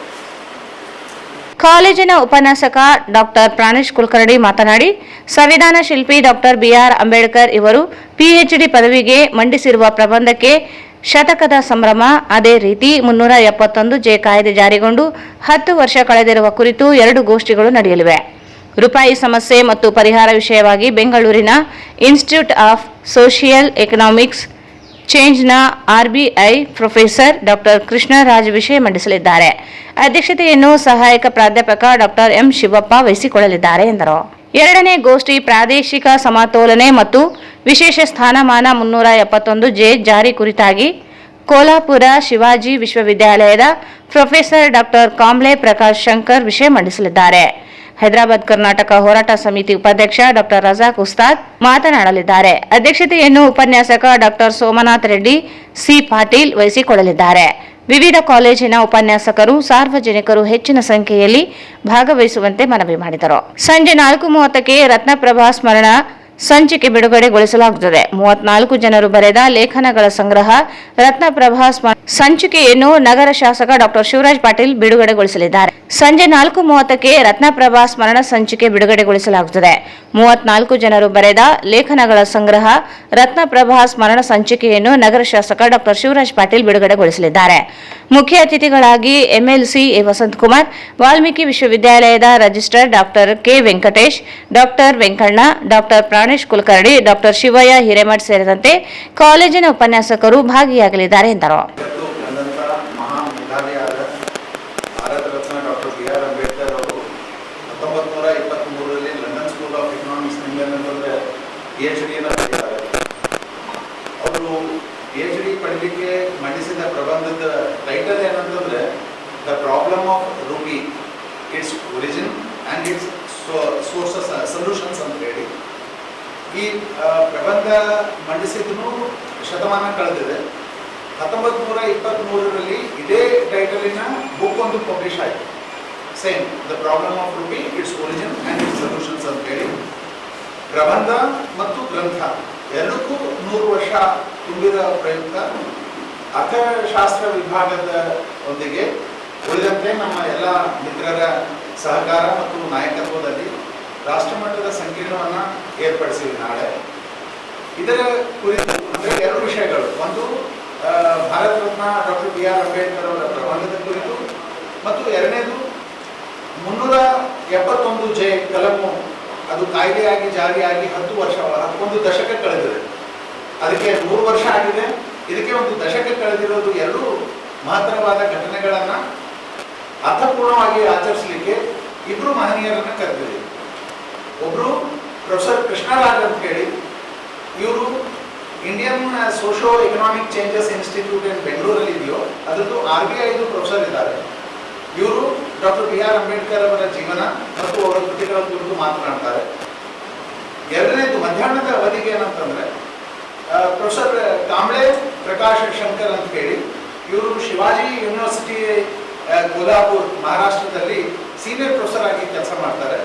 ಇವರು ಮರಾಠವಾಡ ಮತ್ತು ಕರ್ನಾಟಕದ 371 ಏನಿದೆಯೋ ಅದನ್ನು ಆಧಾರವಾಗಿಟ್ಕೊಂಡು ಪ್ರಾದೇಶಿಕ ಅಸಮತೋಲನಗಳು ಉಂಟಾಗಲಿಕ್ಕೆ ಕಾರಣಗಳೇನು ಮತ್ತು ಅವುಗಳನ್ನು ನಿವಾರಿಸಲಿಕ್ಕೆ ಇರುವಂತಹ ಕ್ರಮಗಳೇನು ಅನ್ನೋದ್ರ ಬಗ್ಗೆ ಅವರು ಮಾತಾಡ್ತಾರೆ. ಇದೇ ಸಂದರ್ಭದಲ್ಲಿ ರಾಷ್ಟ್ರೀಯ ಉಪಾಧ್ಯಕ್ಷರಾದ ಡಾಕ್ಟರ್ ಅಬ್ದುಲ್ ರಜಾಕ್ ಅವರು, ಇದು ರಜಾಕ್ ಉಸ್ತಾದ್ ಅವರು ಕೂಡ ನಮ್ಮೊಂದಿಗೆ ಇರ್ತಾರೆ. ಅವರು 371 ಬಗ್ಗೆ ವಿಸ್ತೃತವಾಗಿ ಮಾತನಾಡಲಿದ್ದಾರೆ. ಇದೇ ಪ್ರಯುಕ್ತವಾಗಿ ನಾವು ಒಂದು ರತ್ನಪ್ರಭಾ ಅಂತ ಹೇಳಿ ಒಂದು ಸ್ಮರಣ ಸಂಚಿಕೆ ತರ್ತಾ ಇದ್ದೀವಿ. ಈ ಸ್ಮರಣ ಸಂಚಿಕೆಯಲ್ಲಿ ಈಗಾಗಲೇ 34 ಜನ ವಿದ್ವಾಂಸರು ತಮ್ಮ ಲೇಖನಗಳನ್ನು ಕಳಿಸಿದ್ದಾರೆ. ಆ ರತ್ನಪ್ರಭಾ ಏನು ಸ್ಮರಣ ಸಂಚಿಕೆ ಇದೆಯೋ ಅದಕ್ಕೆ ಬಿಡುಗಡೆ ಕಾರ್ಯಕ್ರಮ ಕೂಡ ನಾಳೆ ನಾವು ಇಟ್ಕೊಂಡಿದ್ದೀವಿ ಸಾಂಕೇತಿಕವಾಗಿ. ಜೊತೆಗೆ ನಮ್ಮ ಜನಪ್ರಿಯ ಲೋಕಸಭಾ ಸದಸ್ಯರಾದ ಸನ್ಮಾನ್ಯ ಶ್ರೀ ಜಿ ಕುಮಾರ್ ನಾಯ್ಕ್ ಸರ್ ಇದ್ದ ಕಾರ್ಯಕ್ರಮವನ್ನು ಉದ್ಘಾಟಿಸಲಿದ್ದಾರೆ. ನಮ್ಮ ಜಿಲ್ಲಾ ಉಸ್ತುವಾರಿ ಸಚಿವರು ಮತ್ತು ನಮ್ಮ ಡಾಕ್ಟರ್ ಸನ್ಮಾನ್ಯ ಶ್ರೀ ಬೋಸರಾಜು ಸರ್ ಕೂಡ ನಮ್ಮೊಂದಿಗೆ ಇರಲಿದ್ದಾರೆ ನಾಳೆ. ಹೀಗಾಗಿ ಈ ಒಂದು ಏನು ಕಾರ್ಯಕ್ರಮದನು ಇದು ಬಹಳ ಅರ್ಥಪೂರ್ಣವಾಗಿದೆ. ಎಲ್ಲ ರಾಯಚೂರು ನಗರದ ಮತ್ತು ರಾಯಚೂರು ನಗರದ ಎಲ್ಲ ಕಾಲೇಜಿನ ವಿದ್ಯಾರ್ಥಿಗಳು ಇದರಲ್ಲಿ ಭಾಗವಹಿಸಿದರೆ ಅವರಿಗೆ ಬಹಳ ಇದು ಆಗ್ತದೆ. ಆ್ಯಂಡ್ ಮಧ್ಯಾಹ್ನ ಸಾಂಕೇತಿಕವಾಗಿ ಏನು ರತ್ನಪ್ರಭಾ ಸ್ಮರಣ ಸಂಚಿಕೆ ಬಿಡುಗಡೆ ಅದನ್ನು ಈ ಕಾರ್ಯಕ್ರಮವನ್ನು ನಮ್ಮ ನಗರದ ಜನಪ್ರಿಯ ಶಾಸಕರಾದ ಡಾಕ್ಟರ್ ಶಿವರಾಜ್ ಪಾಟೀಲ್ ಎಸ್ ಅವರು ನೆರವೇರಿಸಲಿದ್ದಾರೆ. ಅವರೊಂದಿಗೆ ಸನ್ಮಾನ್ಯ ಶ್ರೀ ಎ ವಸಂತ್ ಕುಮಾರ್ ಕೂಡ ಉಪಸ್ಥಿತರಿರ್ತಾರೆ. ಹೀಗಾಗಿ ಈ ಕಾರ್ಯಕ್ರಮದ ಬಗ್ಗೆ ಪ್ರಚಾರ ಮಾಡಬೇಕು ಅಂಡ್ ಇನ್ನೂ ಮುಂದೆ ಇಂಥ ಯಾವ ಕಾರ್ಯಕ್ರಮಗಳನ್ನು ನಾವು ಮಾಡಬಹುದು ಅನ್ನೋದನ್ನು ಕೂಡ ತಾವು ನಮಗೆ ಸಹಕಾರ ಸಲಹೆ ನೀಡಿದರೆ ಮುಂದಿನ ದಿನಗಳಲ್ಲಿ ಅರ್ಥಪೂರ್ಣವಾದ ಕಾರ್ಯಕ್ರಮಗಳನ್ನ ನಮ್ಮ ಕಾಲೇಜಿನಲ್ಲಿ ನಡೆಸ್ಕೊಳ್ತೀವಿ ಅನ್ನೋ ನಂಬಿಕೆಯನ್ನ ಭರವಸೆಯನ್ನ ಈ ಸಂದರ್ಭದಲ್ಲಿ ಉಪನ್ಯಾಸಕರುಗಳಾದ ಡಾಕ್ಟರ್ ಮಹಾಂತೇಶ್ ಅಂಗಡಿ, ಡಾಕ್ಟರ್ ಶಿವಯ್ಯ ಹಿರೇಮಠ್, ಚಂದ್ರಶೇಖರ್ ಸಜ್ಜನ್, ಮಹಾದೇವಪ್ಪ, ವೆಂಕಟೇಶ್ ಕಲಾಲ್ ಇದ್ದರು. ಕ್ಷೇತ್ರ ಶಿಕ್ಷಣಾಧಿಕಾರಿ ಕಚೇರಿ ಹಳೆಯ ಕಟ್ಟಡವಾಗಿದ್ದರಿಂದ ದುರಸ್ತಿ ಕಾಣದೆ ಸಂಪೂರ್ಣ ಶಿಥಿಲಗೊಂಡಿದೆ. ಕೂಡಲೇ ಕಚೇರಿಯನ್ನು ಸ್ಥಳಾಂತರ ಮಾಡಬೇಕು ಎಂದು ರಾಷ್ಟ್ರೀಯ ಮಾನವ ಹಕ್ಕುಗಳ ಸಂಘಟನೆ ವತಿಯಿಂದ ಜಿಲ್ಲಾಧಿಕಾರಿ ಸ್ಥಾನಿಕ ಅಧಿಕಾರಿಗೆ ಮನವಿ ಸಲ್ಲಿಸಿದರು. ಕ್ಷೇತ್ರ ಶಿಕ್ಷಣಾಧಿಕಾರಿ ಕಚೇರಿ ಹಳೆ ಕಟ್ಟಡವಾಗಿದ್ದರಿಂದ ದುರಸ್ತಿ ಕಾಣದೆ ಸಂಪೂರ್ಣ ಶಿಥಿಲಗೊಂಡಿದೆ. ಕೂಡಲೇ ಕಚೇರಿಯನ್ನು ಸ್ಥಳಾಂತರ ಮಾಡಬೇಕು ಎಂದು ರಾಷ್ಟ್ರೀಯ ಮಾನವ ಹಕ್ಕುಗಳ ಸಂಘಟನೆ ವತಿಯಿಂದ ಜಿಲ್ಲಾಧಿಕಾರಿ ಸ್ಥಾನಿಕ ಅಧಿಕಾರಿಗೆ ಮನವಿ ಸಲ್ಲಿಸಿದರು.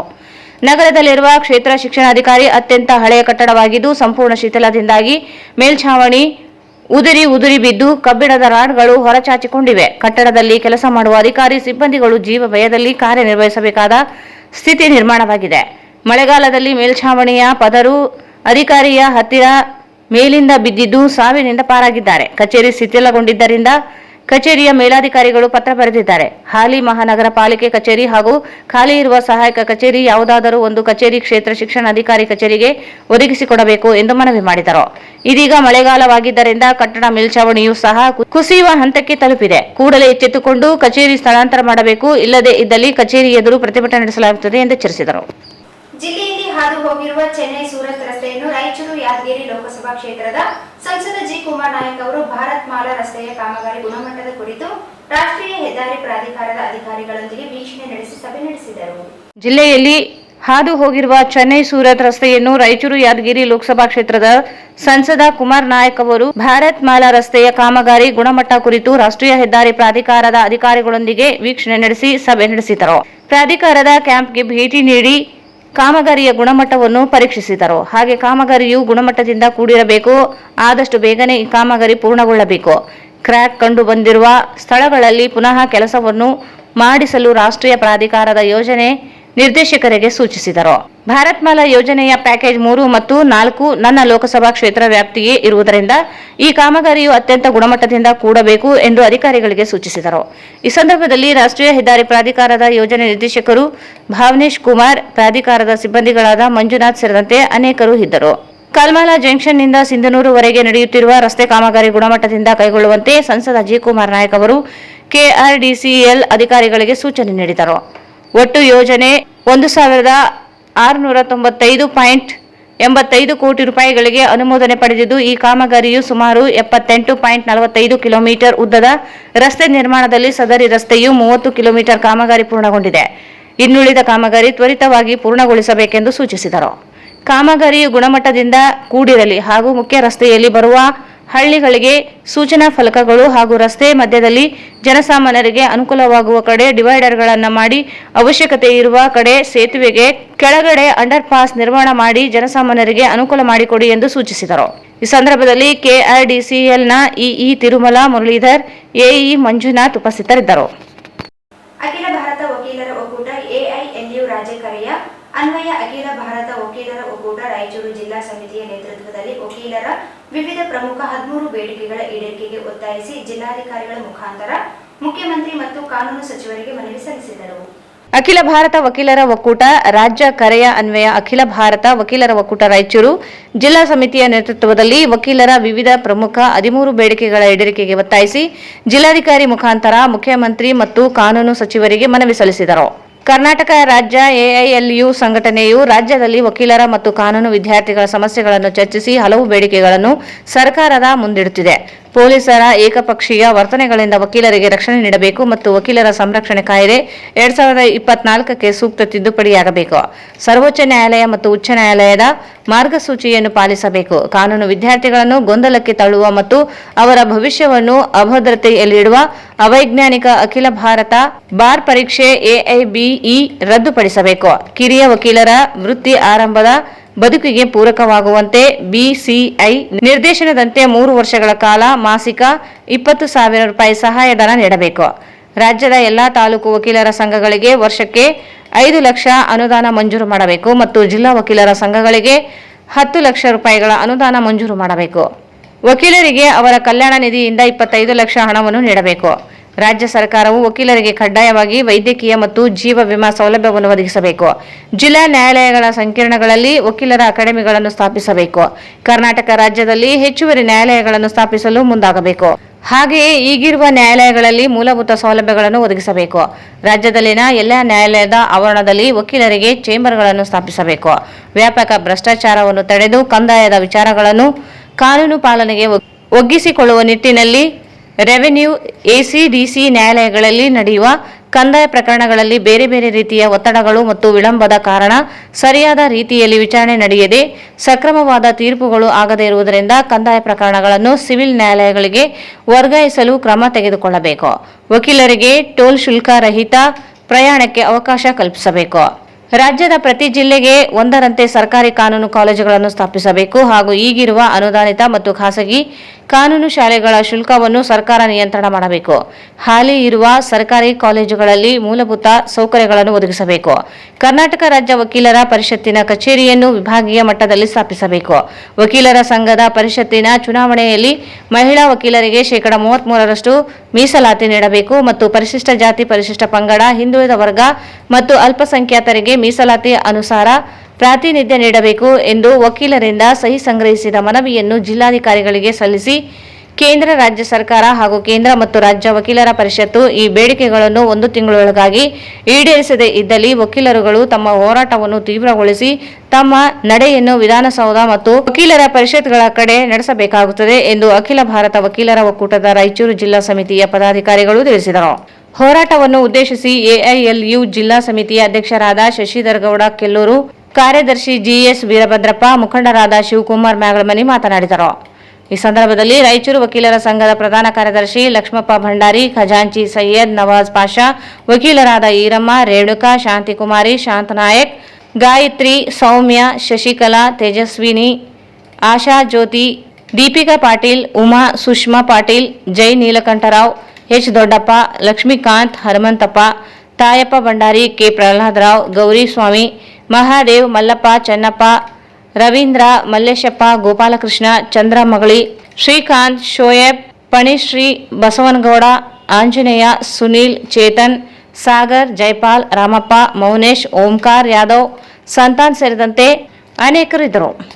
ಕೊನೆಯಲ್ಲಿ ಮತ್ತೊಮ್ಮೆ ಮುಖ್ಯಾಂಶಗಳು.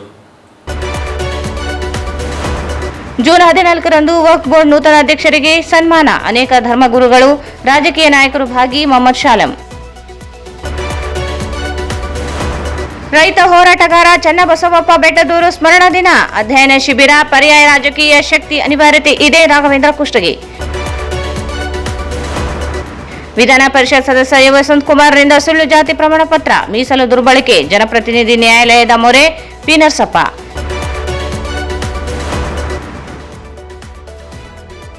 ಜೂನ್ 14ರಂದು ಡಿಗ್ರಿ ಕಾಲೇಜಿನಲ್ಲಿ ರಾಷ್ಟ್ರೀಯ ವಿಚಾರ ಸಂಕಿರಣ. ಡಾಕ್ಟರ್ ವೆಂಕಣ್ಣ.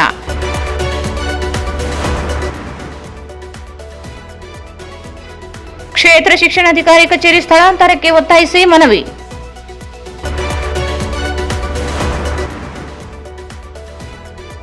ಸಂಸದರಿಂದ ಭಾರತ್ ಮಾಲಾ ರಸ್ತೆ ಕಾಮಗಾರಿ ಗುಣಮಟ್ಟ ಪರೀಕ್ಷೆ. ಅಧಿಕಾರಿಗಳೊಂದಿಗೆ ಸಭೆ.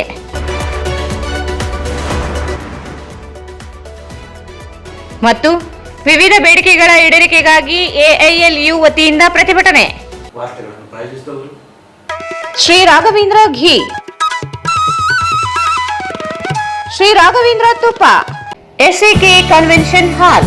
Book now, flat 50% discount. Save of the season with luxury rooms, faculty, fully centralized AC halls, wide parking areas, facilities. Visit SAK Convention Hall, Shekhar Nagar, IV Road, Raichur. Raichur's biggest jewel palace. All types of jewelries available in only KTB Jewel Palace. Visit KTB Jewel Palace, Udayanagar, station road, Raichur. Bharat furnitures ರಾಯಚೂರಿನಲ್ಲಿ ಮೊಟ್ಟ ಮೊದಲ ಬಾರಿಗೆ 3 ಮಳಿಗೆ ಒಳಗೊಂಡ ಬೃಹತ್ ಆಕಾರದ furniture showroom. CPS complex, opposite Shiva Mandir, Patel road, Raichur. ಇಲ್ಲಿಗೆ ವಾರ್ತಾ ಪ್ರಸಾರ ಮುಕ್ತಾಯವಾಯಿತು. ಮುಂದಿನ ವಾರ್ತೆಗಳೊಂದಿಗೆ ಮತ್ತೆ